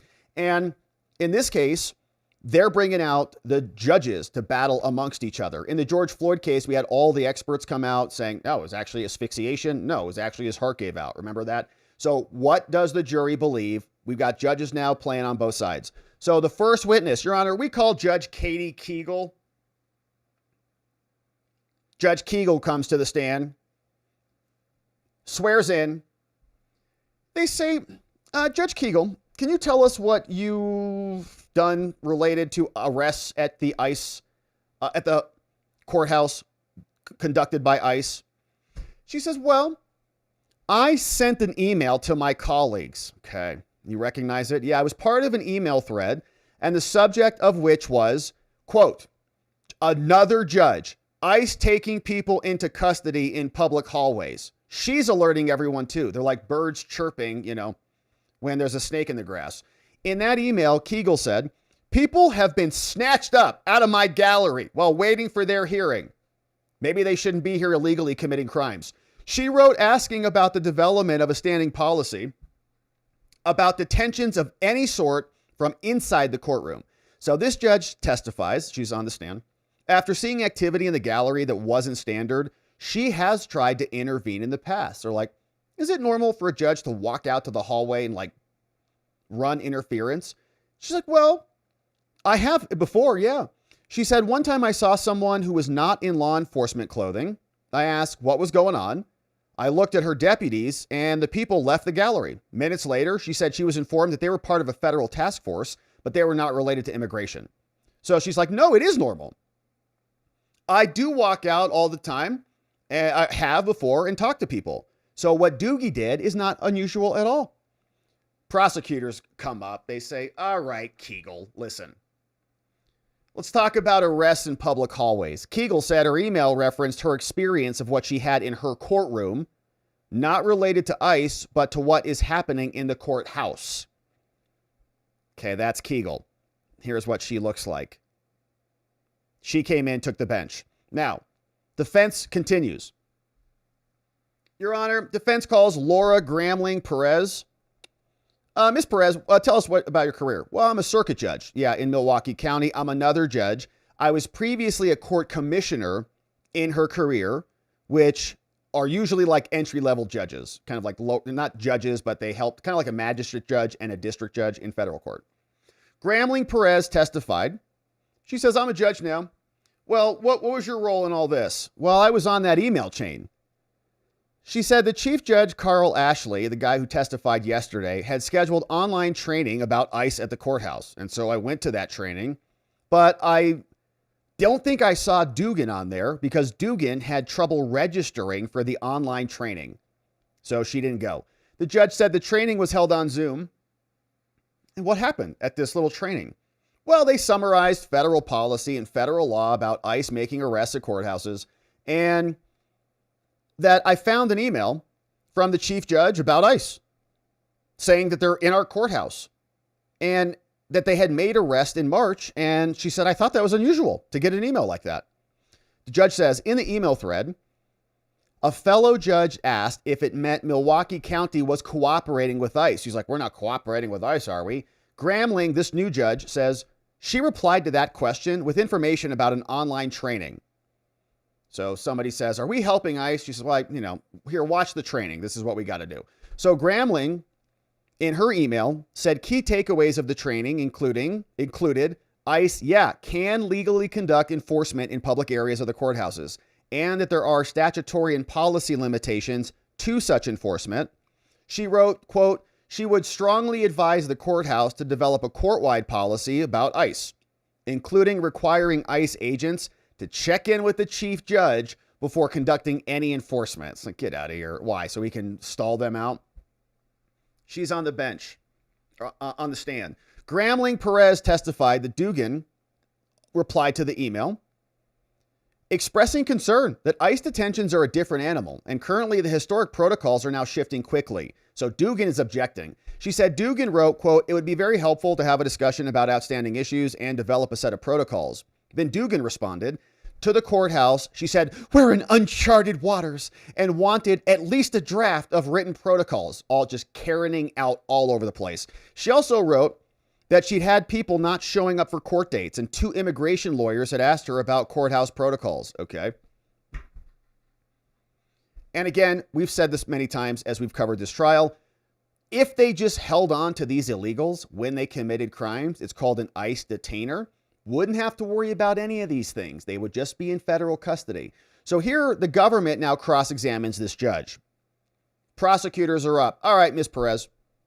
Now, you testified that Chief Judge Carl Ashley sent an email to all the judges. Yeah. And that included an ICE document that outlined the agency's policies. Yeah. Now, the judge said that there is no court policy about where ICE can conduct these arrests. Is that true? Yeah. And to your knowledge, the chief judge has not issued a formal policy on any of this? Yeah. In an email to the chief judge and later sent to Dugan, is it true that you wrote that the goal of a court-wide protocol would be to allow lawful ICE actions? Like that's kind of why you'd have a protocol, right? Like you'd have a policy so you can allow them to do that? Yeah. But she did not make a statement about what ICE could or could not do. Okay, she's responding, says, well, here's the policy, but that's it. She said it was her understanding that the law can allow ICE to make arrests in public areas, but there are certain limitations. Now, tell me about that email where Dugan replied. She says, well, Dugan thanked me for an email that included highlights of an online training. It was very helpful, thank you. That email noted that ICE can conduct arrests in public areas. Do you remember that email? Yeah. Can I show it to you? Yeah, recognizes. And what does it say? Okay. It says that ICE can conduct arrests, but there are certain limitations to that enforcement action. Now, government continues on cross. Judge says that she thanked the Chief Judge, Carl Ashley. Another email goes back. Thank you for the policy. We're all wondering how to handle these things. And this sounds solid. But the policy never became official. It was always in draft. But you read the contents of the draft email and the draft policy, right? Yeah. But it wasn't in place. Correct. Yeah, the Chief Judge had not issued a policy yet, but Milwaukee County did have a policy. So we were all kind of unsure how the county policy affects the courts. So that's why we were waiting on the judge to give us some clarity. So this is Judge Perez. She seems pretty neutral so far. Then the defense, so she's off the bench. All right, Your Honor, the defense calls Maura Gingrich. She's another criminal defense attorney with the public defender's office, has a contract or something with them. She's their third witness. Maura, you promise to tell the truth, the whole truth, nothing but the truth, so help you God? I do. She was at the county courthouse on April 18th. Another defense attorney there. Yesterday, we heard from a private defense attorney who was irritated that the judge came in. He was ready to go. He had another proceeding like an hour later across town. He got there early, was ready to call his case, and she threw him off the table. Said, we're dealing with this illegal. Gingrich, this defense lawyer, they ask her questions and she says, well, I tried to take pictures of these federal agents where Dugan was located. She said that she tried to take the pictures so she could show her manager and the head of her office because she'd heard of arrests at the courthouse, and doing so would allow them to request guidance from the chief judge. Yeah, it's so that they can monitor them. And again, I'm less concerned about like defense attorneys representing their clients than I am about judges and clerks and prosecutors and others all enabling a violation of the law. But still, these people should not be obstructing, right? But that's what she's doing, essentially. She's trying to take photos so she can remember this dude. So the next time she's there, she sees him, she can alert her clients to obstruct ICE from being and arresting them. So it's just, inappropriate. It's unethical. Here, Maura Gingrich continues. Well, what did you think when this was all going down? She said it was stressful to see law enforcement officers at the courthouse. Not really. Okay. Happens all the time. Cops are there all day long. She admitted she took photos of those people. So maybe she could post them on the internet or tag them on one of those apps so that they could be harassed and attacked online and send them to her Antifa goons. Now, the public defender said that the federal agents were not causing disruptions. She did not see anything that happened with this illegal. She said she talked to another judge called Cristela Cervera, the judge who exited the courtroom with Dugan, about this. And Cristela said, yeah, they arrested that guy. Prosecutor said, did you tell Cervera she knew what she was trying to do? Did you say that? Like Dugan knew what she was trying to do? This public defender said her comment was about Dugan and Cervera asking for a warrant. Yeah, right. She knew what she was trying to do. What was that about? Oh, about a warrant. Whatever. On redirect from the defense, Gingrich said she never interacted with Dugan on that day. So there's more. She's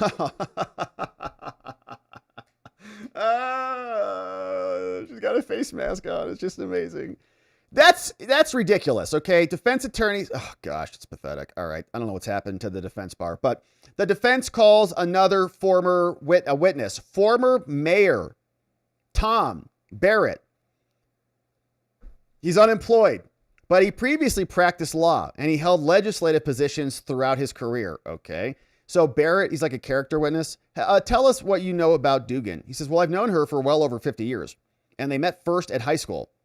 He said that they would spend time at the Dugan home and that the Dugan family is close-knit. The former mayor also said that he and Doogie stay in touch throughout the years. No one cares. Barrett described Doogie as extremely honest, whatever.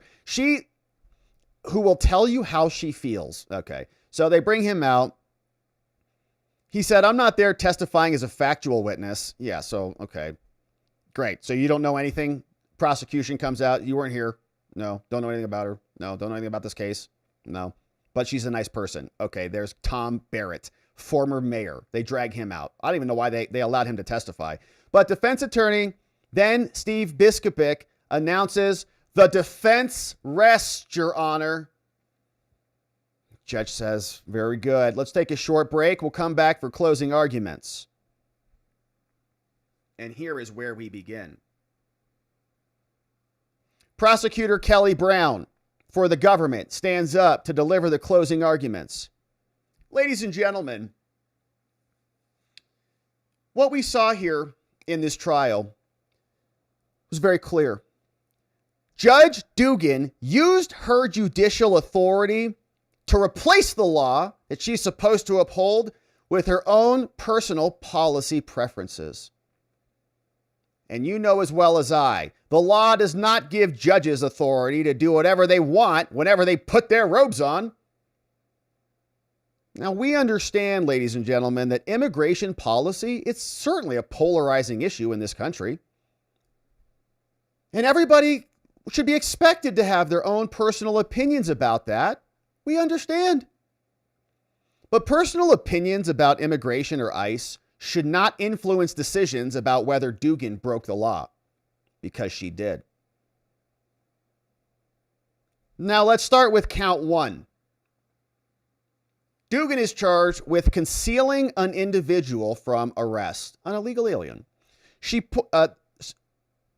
says this case was developed properly. A federal warrant was issued. An ICE warrant to arrest this illegal came in and it fit the criteria. We did everything by the book. Now, the evidence that you heard, ladies and gentlemen, at this trial today showed that Dugan knew why federal agents were at the courthouse when she said they had a warrant. She also, Dugan, took affirmative physical action, went out, stood in the way, and did everything that she could to harbor or conceal Flores, the illegal, from authorities in two ways. She ordered the federal arrest team out of the public hallway, distracted them by sending them down to the chief judge's office, and then she directed the illegal and her lawyers out the door, the back door, into a restricted hallway. Judge Dugan intended to prevent his arrest, and the events around this case were very unusual. You heard from the witnesses. Some called it a rush job. She also argued that prosecutor Dugan said that she intended to sneak him out the back door, right into a restricted hallway and down the stairs. She said there's no way to spin this, no logical explanation for any of this, or why Dugan allowed him to use the stairs. Now, this illegal Flores and his lawyer, they went out the wrong door. And that the fact that they went out the door is not what makes her guilty. Okay, she said the stairs and the discussion of the stairs, that is the fact. It proves beyond a reasonable doubt she wanted to prevent his arrest. They weren't going back to chambers. It wasn't just, come talk to us in our office. It was out this door, follow the stairs, get out of the building. Simultaneously, she was continuing the case. Now let's move on to count two, says the prosecutor. Obstruction of a proceeding.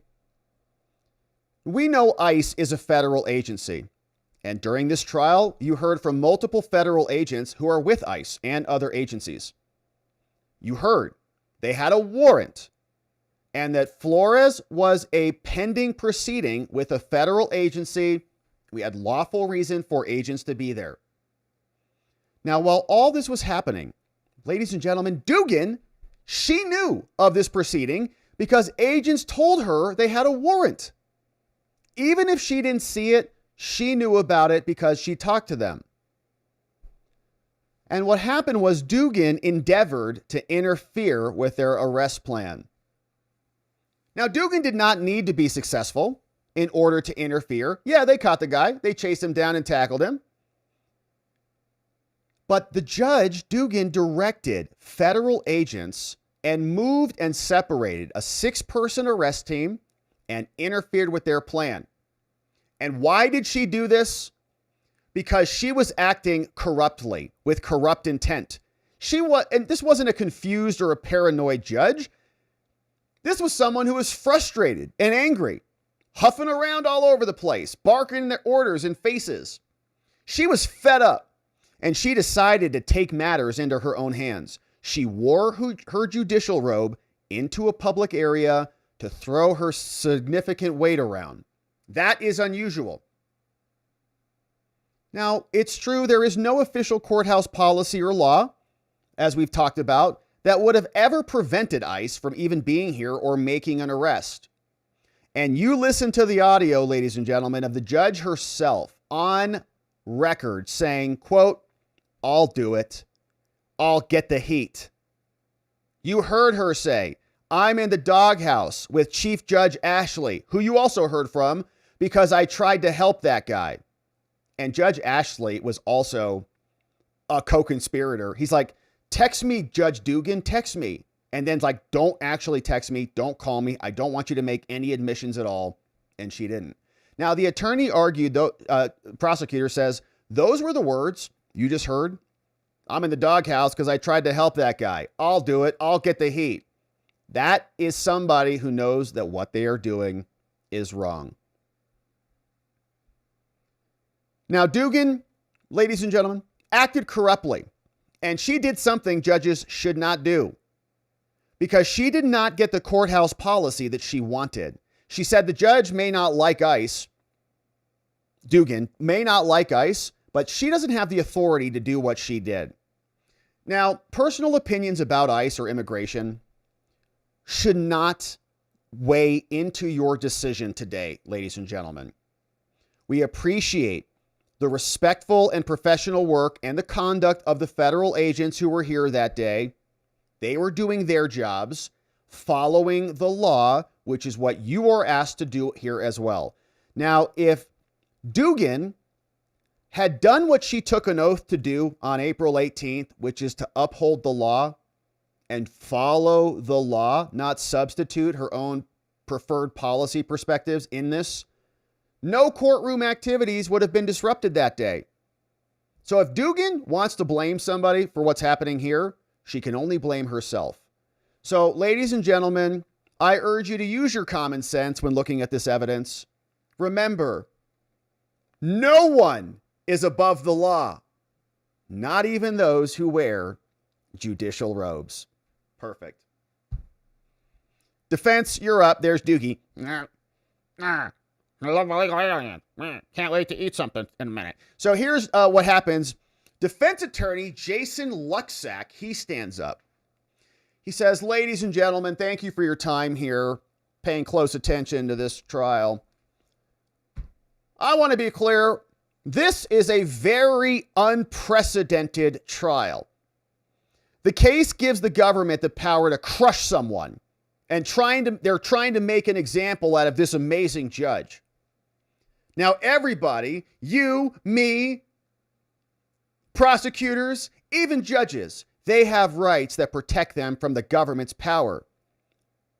And jurors, you are the ultimate check on government overreach and power." Okay, so we're getting into like jury nullification. He's hoping there's some like real illegal alien lovers on this panel, which there probably are. So he says, "Ladies and gentlemen, ICE was not showing up to this courthouse ever until President Trump took office. Make it about Trump. And their presence on April 18th was anything but routine. They were here and they didn't even follow their own policies. They were texting with each other in signal chats. And Dugan, this amazing, beautiful woman judge, her intent was not to help anyone evade law enforcement. She's an honest, law-abiding citizen who had no reason to throw away her whole judicial career to try to help someone. Give me a break," he says. That Dugan, he says, "You think she would go out on a limb to just wreck everything she's ever worked for This case is riddled with doubt. Give me a break. He says, let's go through some of this. Now, there are legitimate concerns you heard from the witnesses in this trial, and you also heard about legitimate confusion from multiple judges. Nobody knew what was going on, what the rules were, what we were supposed to do, including Judge Dugan, that were not about impeding ICE, but they were just trying to figure out how to handle ICE showing up. There was conflicting guidance, and all Dugan wanted was just some help. Help her understand. Now, Luxack argued that the draft policy from the judge, while not an official policy, was what Dugan had. That's all she had. So she was just trying to follow the rules, what her boss told her to do. Now, let's talk about Judge Cristela Cervera, okay? Cervera is the one who walked out with Dugan. He replayed the video and the audio, and he said, look at this. This video proves clearly that Judge Dugan did not know ICE was present or even had a warrant until she was on the bench. And let's walk through a timeline. He said, Cervera's testimony, ladies and gentlemen, was wrong. Cervera was bolstering the government's case to save herself. Dang, they're not going to each other's Christmas parties or siestas. Luxack argued the surveillance video evidence, which did not have audio but showed Dugan's face, contradicted testimony about what she told agents in the hallway. He said that witness mischaracterized her demeanor, and that judge was a co-conspirator and is just saying whatever the prosecutors want because she doesn't want to get in trouble. Replayed some of that audio and video. Let's see. Good afternoon. I wanted to see if they had some of that video here for us. Let's just fast forward through some of it. Sometimes they'll play that. All right, not in here. All right, so continuing. Says here in closing arguments, defense attorney for Dugan continues. Luxack says, and you know, ladies and gentlemen, when the federal agents got to this courthouse, they changed their plan. When it came to arresting Ruiz, the illegal, and they actually arrested him. Okay, so therefore, Dugan did not obstruct anything. And you heard all about this during testimony. People were contradicting themselves all over the place. Now, the government here wants to blame Dugan because everyone else screwed up on April 18th, and they're just coming after her. If you look at the evidence, you'll see agents did not try to arrest Flores in the hallway, which was what they said they planned to do. They made a decision not to arrest him in the hallway. That happened before he ever entered the courtroom, period. So how could she obstruct them from arresting this guy in the hallway if their plan was never to arrest them in the hallway, ladies and gentlemen? They can't. Once Dugan left the agents and returned back to her courtroom, she had no control over what the agents did that day. Now, the evidence shows, and even Dugan said the evidence shows that federal agents were seeking permission. They were there asking for permission, so she was just interfacing with them. It was very confusing. They didn't know what they were doing. She didn't know what could and what could not take place. So she's like, there's a draft policy. I don't know how it works. I got to go back down. Let's go talk to the judge. He's got this policy he's working on. He said, the jurors, defense attorney, you should be asking yourselves about why the government screwed this up. Dugan was a good faith actor. She's just trying to follow the rules. Now they're blaming her for criminal intent because ICE can't get together with the chief judge. That's on them, not on her. Explains. And you also heard audio recordings from inside the courtroom. It was a mess. These were manipulated. These were melded together. In a courtroom, there's multiple microphones. So maybe Dugan was whispering into one, call the case here, a CR 2025 versus a state of Minnesota, Wisconsin versus, right? Nobody else can hear it. Transcriber didn't get it, but she calls it on the record, and then they play someone else. They play the transcript, the court reporter. She's like, I didn't hear it. Prosecutor, I didn't hear it, but there is some audio. And he says those recordings and the transcripts are incomplete. They're hard to hear. It's confusing. You can't hear anything. So all those horrific statements where she's like, I'll get the heat, you can't even know who said that or where it came from. So don't focus on that, he says. Don't listen to the recordings, okay? Listen and watch the actions on video. Listen to the testimony from this illegal's attorney who said everything was fine. In fact, if you review the facts clearly, ladies and gentlemen, you'll find that Judge Dugan told them to go down a restricted hallway straight ahead, where a door led into a public hallway. She said straight ahead. She didn't say stairs. No. She was just taking them out this door so they could take a circuitous route back to the hallway. He says, how could he ever have been concealed if he's leaving from a door that's 11 feet away from the main courtroom door? They're right next to each other. You can't conceal anybody that way. It's because the ICE agents weren't in the courtroom. That's why. He said the distance between the doors was never even raised as an issue. He says, so the government can't have it both ways, okay? They can't say that Dugan was scheming, but could not actually complete the act.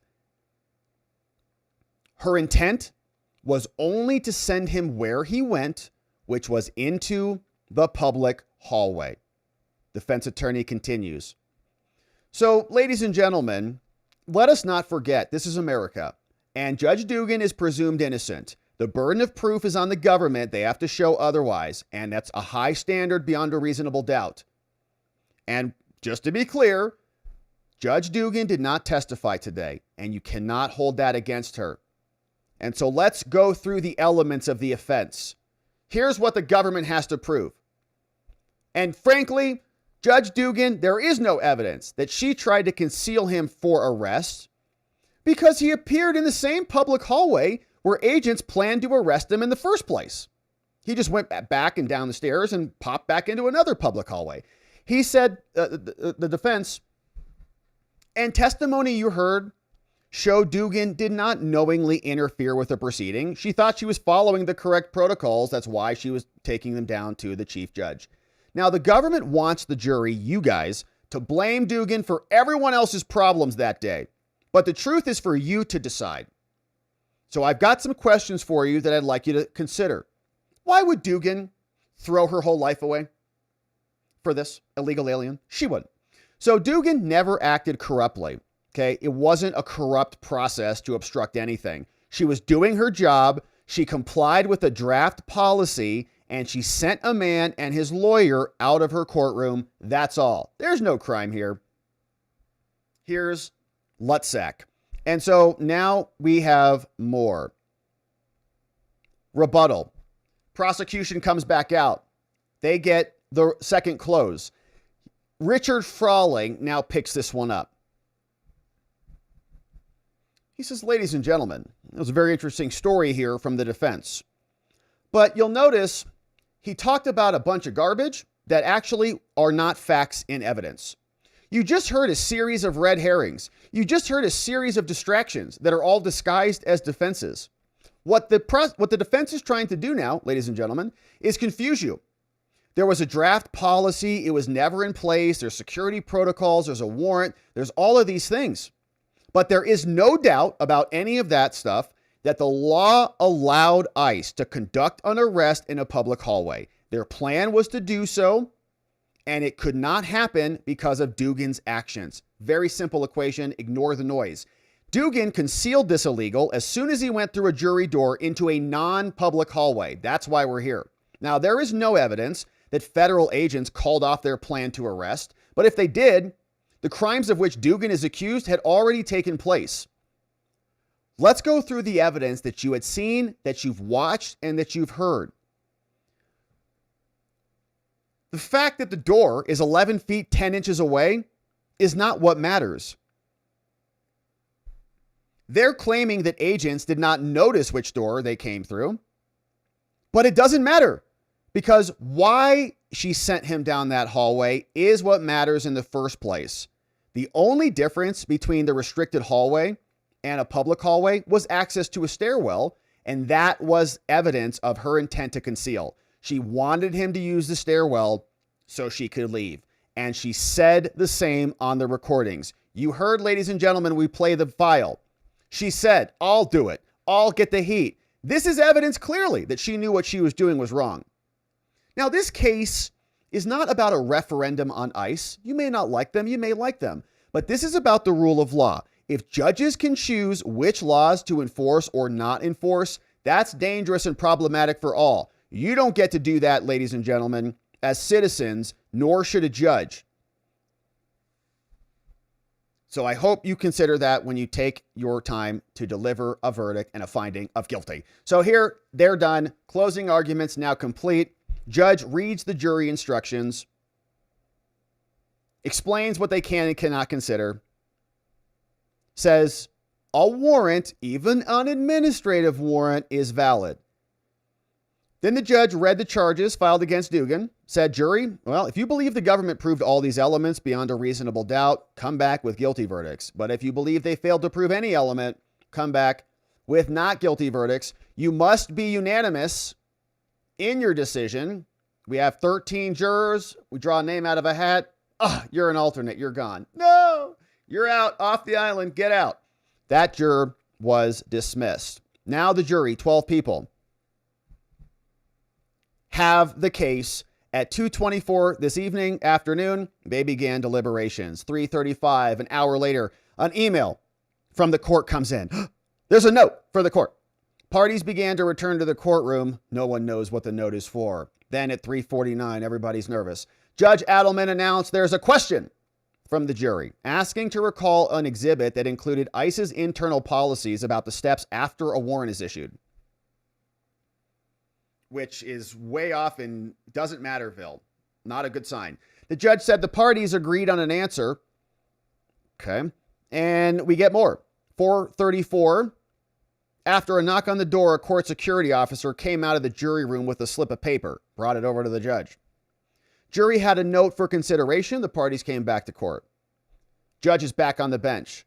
Reads aloud a question from the jury. They want clarification about if Dugan needed to know the identity of the subject of the arrest warrant. For example, did she need to know it was for that specific guy?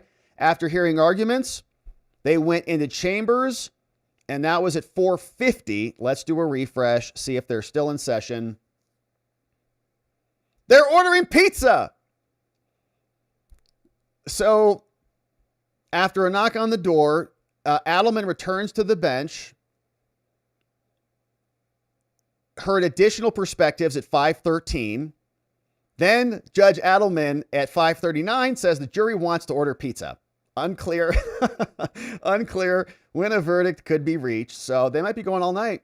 We'll see. So we'll keep our eye on this. They're going to get some pizza and be deliberating. It should be a pretty open and shut guilty. Okay. Let's not. You're going to get some pizza. It's a free dinner. It's like, okay, if you're there, you might as well. Oh, yeah. No, yeah. Pizzas are great, too. Yeah. No, wings, too. We want some cheesy bread.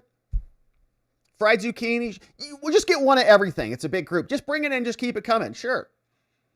And indulge. So we'll keep our eye on this one, my friends. But we may have a verdict, I guess. I don't know how late they're going to go tonight, but it's getting later over there. So we'll keep our eye on this one, see what the jury decides, and whether the backdoor judge, who is obviously guilty of all of this and more, is found guilty by a jury of her so-called peers. We'll see what happens. We'll keep our eye on this one, my friends. We'll be back, hopefully with the verdict, and we hope you join us when we do. All right. What a beautiful stream it has been. Let's see what you guys say about all this, and then we'll circle back and see if we have a verdict or anything. But it has been a beautiful stream. If you're just joining us, bunch of Fulton County news today, man, and that was some good stuff. 315,000 votes, lacking poll worker signatures that were counted in 2020. That's a lot of votes. The margin back then was like 11,000 votes in Georgia. So very, very tight margins, and the chain of custody for a huge portion of votes, not even valid, not even lawfully certified, now being admitted by Fulton County. We also saw that Harmeet Dillon and the DOJ are suing. We read through their motion to compel the disclosure of these records that would give us some insight into what actually went down there with all these bad, chain of custody files. Then we saw that the black voters out of Georgia, because everything's about blackness and whiteness there, I guess. It's the weirdest county we've ever covered here. Everything is like hyper racist there. It's crazy. So anyways, the black voters of Georgia, Black Voters Matter, whatever, they're suing along with some other unions, or actually not suing, but trying to intervene to say, don't release the files, even though the AG under federal law has clear access to these files. They're saying, don't look at them. We saw some great reactions from Senator Dolezal in Georgia, from Colton Moore in Georgia, and from President Trump himself saying there will be a lot more materials coming out on the election front. So we're looking forward to that. Then we wrapped up the Dugan trial, and the case is off to the jury. So we'll see what they decide very soon, but it should be a no-brainer. But we're in a situation now where even the subway throwers in DC and other locations are getting acquitted. It's crazy. What's going on, my friends? Thank you for these nice donos. Me at this point in the week. It's almost Friday. Yeah. Me at this point in the week, it's almost Friday. Yeah, it's kind of holiday season, so everything's a little extra busy. Got like the dinners, and you've got the gifting and the wrapping and all the things. It creeps up on you. But we're almost there, my friends. Tomorrow will be a Friday. We got Katie. What's up, Katie? 3210 joining up as a member. Grab the members only stream from this morning. This morning was good. We talked about the Haitians.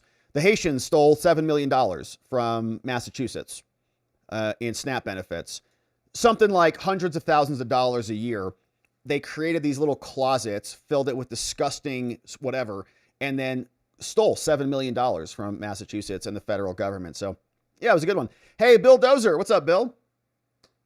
There we go. Listening to the show while wrapping presents. Hope y'all are well. We are, Bill Dozer. Thanks for watching on Rumble, my man. Merry Christmas back to you. It's good. Get them done. Yeah. I got to work on that. Yeah. Hey, John McGarvey, what's going on? Any expectations on the PDF file released tomorrow? What PDF file? I'm not sure. John, going to need some more info on that one. Which PDF? We could do a lot of PDFs here. On the PDF file release, like Ghislaine? Are you talking like a PDF file like Ghislaine Maxwell? She just filed a petition for a writ of habeas corpus, so maybe we'll talk about that tomorrow on her own, pro se. Is that who you're talking about? Looking for a response from John out there. Epstein? Is she getting released? Is Ghislaine getting released? I didn't hear that. I saw she wrote a petition for a writ of habeas corpus, challenging the jury. It's actually pretty good. I was reading through some of it. It's pretty good from her perspective. Is that so? I don't know. I might be missing something on that. Thank you, John, for being a member for 41 months. You're amazing. That's a long time. I don't even know how many babies that is, but it's a lot. John, you rock. Thanks for also modding the fort down for us. Mrs. T. Rush, are they finally going to prosecute that woman? I don't think so. No, I don't think so. In fact, I think she sued and she's winning. Yeah, I think she's actually winning, right? Didn't she get a big fat judgment against Rudy? Hey, Gauntlet KI says chain of custody of federal judge Noms is broken. Lawsuit. Yeah, I mean, if Trump said, I think Ketanji, right, was even appointed by AutoPen. It's the release of the files. Like the files are getting released tomorrow. I don't have any expectations for it. I don't think there's anything, honestly. Gauntlet KI, thank you for that, if that's what you're asking. Sorry, I think I definitely missed that one. Trump's sword, what's up? Trump's sword. Fani's Fani got her in trouble. Merry Christmas. She did. Yeah, she did. Yeah, Nathan and Fani indicting each other. Didn't work out well for either of them, but it made for some great content, man. We had a lot of fun watching this whole thing come crashing down. And it's going to be a gift that keeps on giving. Hopefully this lawsuit delivers some records and we can just root out the corruption in there aggressively. Gauntlet KI says social security number fed internal ID number. Include it in vote record. So you could track the vote to the social. So you could verify. But I think the problem with that is they're actually giving illegal aliens socials or a social equivalent. Something like that. Yeah, Mrs. T. Rush. You know, in my day, we had to vote in person, sign the vote book, and our signatures were compared to the ones on file with our DL and voter ID. We had to show our DL and voter ID as well. Yeah, and now many states have no ID requirement at all. I think California is one of them. They have those, those like nationwide charts. You can see which states require what. Like some are red, some are blue, some are yellow. Many states, no ID. Need an ID to go buy a beer, but not any of voting requirements. What's going on? Tara Rayner says Young Thug's watch must have helped pay Wade. That was another big one. Yeah, in Fulton County. Her office is terrible. Like, there's not any good. I'm the best DA in the country, in the planet. I'm big Fani. Yeah, well, you lose a lot. Roger Joyner, what's going on? Willis needs to testify to the Oversight Committee. Yeah, I don't think she's even gotten a subpoena. Other people on Jack Smith's team have. Has Colangelo? I don't think Colangelo has. Or any of those people. Jay Marino, want to know why people are banging their head against the wall in disbelief and frustration? Trump gets convicted of 34 felonies for general ledger accounting entries. What the heck are they waiting for? Just one perp walk for Christmas. Throw us a bone. I know. No, we've got zero. We were very excited about Comey, but that case is basically dead now. So Chat With Me says, how can they reclaim racism against the current DOJ when the law was written decades ago? Well, it's because Trump. We could have had the national deficit paid if the left quit wasting federal government funds left and right. Tell me about it. Billions. And all, create an NGO. It's like we're working for empowerment of black people. And do they get federal grants or not pay taxes because they're a nonprofit? How deep does it go? John McGarvey, that judge has an interesting name. Judge Kegel, yeah. Which I think might be what that woman is doing. Yeah, all right. So what's she reading? How to Kegel? Tim Jake, Milwaukee has elected only socialist or Democrat mayor since 1910. Harris received 77% of the Milwaukee vote in 24. See, I seriously question whether the jurors can look past TDS and follow the law. You might be right, Tim.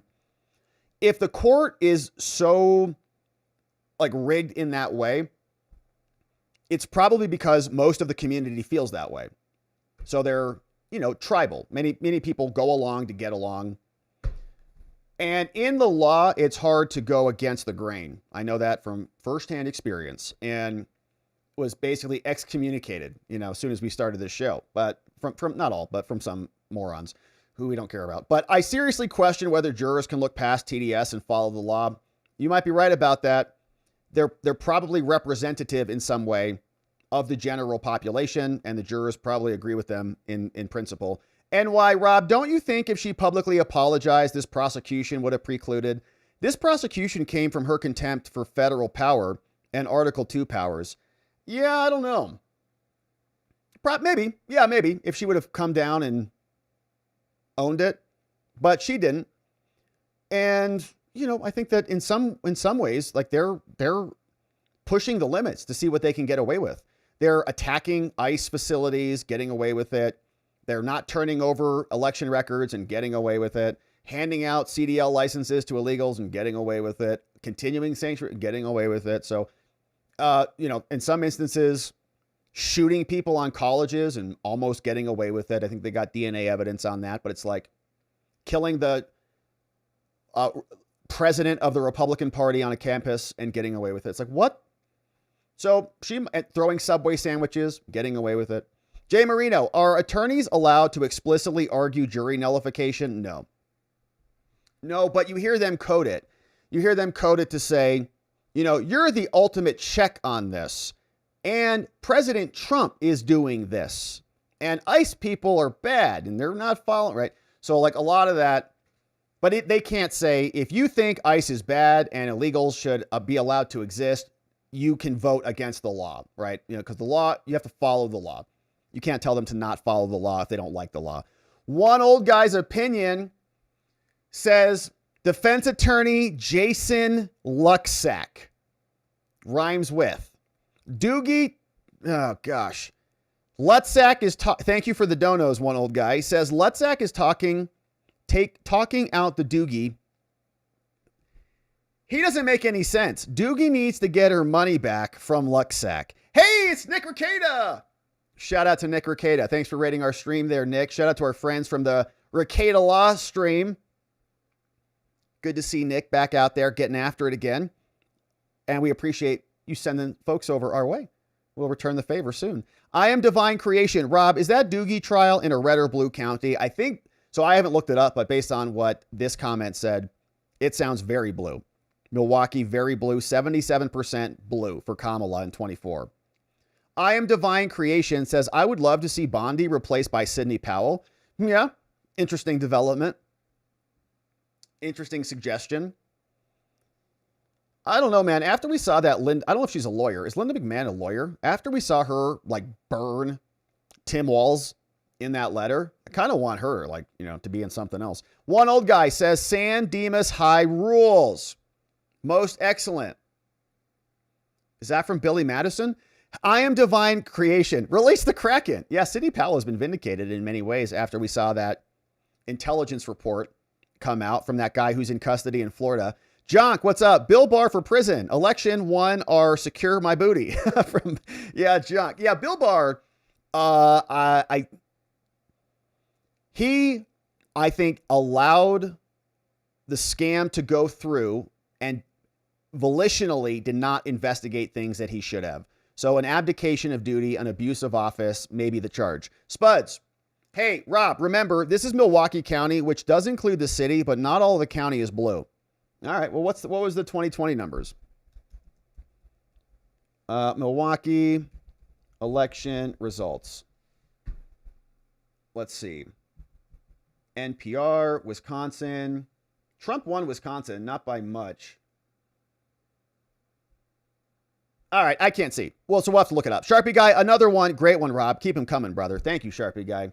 We definitely will, my man. Thank you for being here. Thanks for watching on Locals and joining us over there, Sharpie Guy. Very nice to have you. All right, let's say what's up to our Locals comments. See what's happening over on X, and then we'll call it a day, my beautiful friends. Elliot, what's going on? Doc Master here. Says here, this is an appointment affidavit for special counsel Jack Smith that never had a witness. Yeah, Jack Smith, not a real boy for many reasons. Never even had a witness on his appointment affidavit on the subject of missing signatures. Where's Jex? This one from the Veil. Asking questions about Microsoft Windows and Windows updates. Man, can be very frustrating, no doubt. Said Fani and Wade need to refund the county and state out of their personal finances for her $1,000 handbags. And they get that so they can walk around town naked to show their contempt for everyone. We don't want them walking around naked. No, we don't. Elliot, is in the realm of Georgia, is any attorney other than Roy Barnes worthy of sobriquet Serbillalot? What is the maximum authorized amount Nathan Wade could be paid each month? Elliot, it's great to see you. I remember you looked into that. Yeah, a while ago. It was like 30 or 35,000, right? Yeah, so Ashley Merchant, 35,000. Yeah, another filing said you can't exceed 30,000. I remember this. So where is the authorization from Fani to to pay Nathan more than 30,000? Maybe that's why she was dipping into those forfeiture funds. But yeah, Elliot, look at this doc master. Master of the docs. Got it all organized there for us. Elliot, you're the man. Yeah, great question. Hopefully they figure it out. Jeff, are those ballots? I'm not sure if those are the ballots that those two people worked on. I don't want to say their names because I think they sued and maybe won. So anyways, I don't know if that's the same bucket of ballots that they were working on, but hopefully we learn more about it. And we got the DOJ now suing, and they've got law that says they can get these files back under congressional approval. Bonnie, what's up? Hey, as of late 2025, the federal jury trial for former New Mexico magistrate judge called Joe Cano and his wife Nancy Cano is officially scheduled to begin on Tuesday. Oh yeah, for harboring an illegal and destruction of evidence. Mark your calendar. I remember that one. The Canos. Wasn't it like a gay gangbanger? They like put in their guest house. Was it something like that? I think I remember that. Yeah, it's like a gay gang member or something like that. Weird. One old guy. They couldn't auto-pen the witness signature for Jack. What a bunch of idiots. That's true. Yeah, they didn't do that, apparently. It's pretty funny. But he's illegitimate. And we're looking forward to the transcripts on that, too, when those come out. My friends, thank you for sending those in and over to us and for being amazing, supporting our work, and adding to the conversation. We're very grateful for that. Let's see who is over on X, if we've got any comments over there. Then we'll call it a day. What's going on? We got this one from B. Torn. Hey, I found where Ashley Merchant has been hanging out. Hosting MK True Crime podcast, apparently. I think I heard that. Yeah, I think I saw that. So shout out to Ashley Merchant. Wasn't Phil Holloway also doing something with Megyn Kelly? That's great. Yeah, Megyn Kelly's like building a whole operation over there. Pretty cool. Neuro D, hey, give Rob a follow over on Rumble and join us in the Rumble chat. No doubt about that, man. We love our Rumble friends. We got J-Ma. What's up, kids, today? I see Donuts over there. Little Galaxy. We got Cow Pal. What's up, Common Sense? Bill and Ted's Excellent Adventure, says J-Ma. Good to see you. And thank you, Neuro D, for shouting out our Rumble friends. OTR Smokehouse, baby. Hey, great show, Rob. Thank you, OTR. Let's see what our corrupt mobster-like judicial system does. God bless. I know, it's off to the jury. We'll see if they can set aside their TDS or what. Hey, Miss Skeeter is here. Says, speaking of paper election tapes, here's an undercover video exposing the destruction of the election tapes. And this came over from Leah Hoops. And that's over on our X thread. Amazing. Thank you for linking that one up. Maynard says, I would love to see Garland Favorito and you discuss the fight with Georgia. He's gone through to make sure they don't destroy evidence. I remember that name, Garland Favorito. I do remember that name. TJ King, Freeman versus Giuliani. Shouldn't the plaintiffs be compelled to pay the $148 million back to Rudy? Well, yeah, we didn't follow that case as much. If most of the votes in the state were tabulated illegally, his statement that they had suitcases of illegal votes was true and not malicious. If they had, yeah, if was that the claim? If they had those, I guess I would say that's valid. But unless they're responsible for the chain of custody problems, I think they may still have a claim. In other words, truth is a defense in defamation claims, but I think their defamation claim was different than the truth that we just learned. Maynard, what's up? Garland Favorito from November 19th. That's right. I think we do remember that name. Are we following this fella? Garland Favorito. Yeah, that's right. Co-founder. I think we've read some of his work before. Maybe at the outset. Yeah, good stuff. Yeah, it's going to be curious. I mean, I think, we're just at the beginning stages of this. So if you can find, you got to establish a beachhead and then you get into the records and then you can start the charges and the prosecutions. And maybe you come back and you find that those two were actually engaged in something that was problematic that supports Rudy's claim. You are so gringo, Rob. It's true. Not Kano, but Kano. Well, I don't know. I think it's Kano. That sounds cooler. Like the Mortal Kombat character, So that's why we're going with that. All right, one old guy. Thank you for the dono. And my friends, thank you for being here and joining us on the day. Let's do one final refresh. And then we'll call it an evening. And of course, we'll be back tomorrow to get into it again. It's going to be Friday. Their daughter was Val Cato. The Veil says, hey, whatever happened to the rancher in Arizona? George Allen Kelly, right? He got acquitted. Yeah, he got acquitted. Pretty sure I'm remembering that right. The illegal involved in the Kano case pled guilty. He's facing 20 years. Wow. Yeah, George Allen Kelly, he was completely acquitted, right? In that alleged shooting of some illegal on the property. Totally ridiculous. Volcano. C-A-N-O. Not volcano. One old guy. Silly goose. All right, so my friends, we'll pause here for the day. Yeah, George Allen Kelly's a free man, baby. Hopefully out there ranching. Southern Arizona, securing our border. That was a wild trial too, yeah. All right, so we'll pause here. It has been a lovely Thursday. Tomorrow we'll be back. It's going to be a Friday. We're excited about that. We hope you join us. Thank you for subscribing. Thank you for liking our videos and for coming back. when we get into it again. We'll see what tomorrow has in store. Maybe we'll get into some Maxwell stuff. Hopefully we'll get a verdict on Doogie. So we'll have a great stream, but we'll pause here for the evening. Before we wrap up, I want to thank our amazing mods and meme smiths, including Muffin Rando in the house. I dunno. Thank you, I dunno. Says, thanks, RG. Thank you, I dunno. Very nice of you. I appreciate that. Thanks for sending that in as we wrap it up. We want to thank our amazing mods and meme smiths. Muffin Rando in the house. We got John. We got Donut, mind me. Carrie B. K Bean, of course, in the house. Neuro D. Janek, Dog Digger. Geegum Geegum. Elliot and Just Rhonda. Modding the fort down for us, keeping things nice and orderly. One old guy says, Hispanics are pissed. I'm sure some of them are. Yeah, I'm sure some of them are.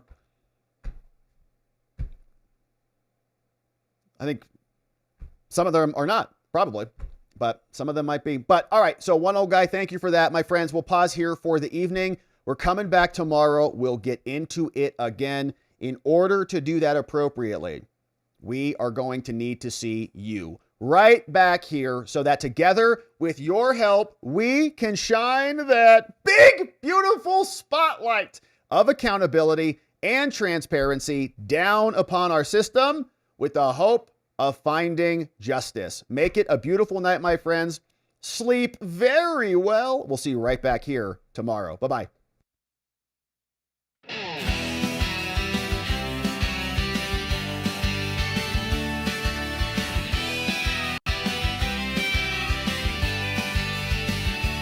Thanks for watching, my beautiful friends. Now it's that time where the stream must end. You brought the heat with every chat and line. Together we expose corruption.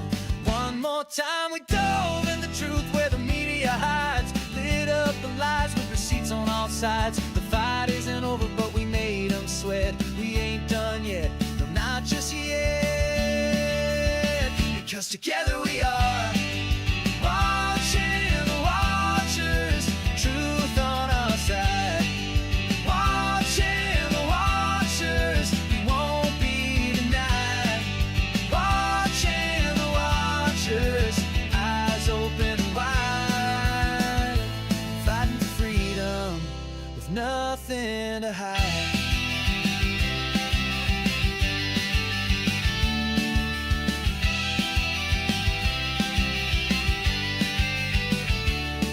Drop a like and don't forget to share. And bring a friend who's ready to care. Tomorrow's lies are just today's news, but here we see through the scripted ruse.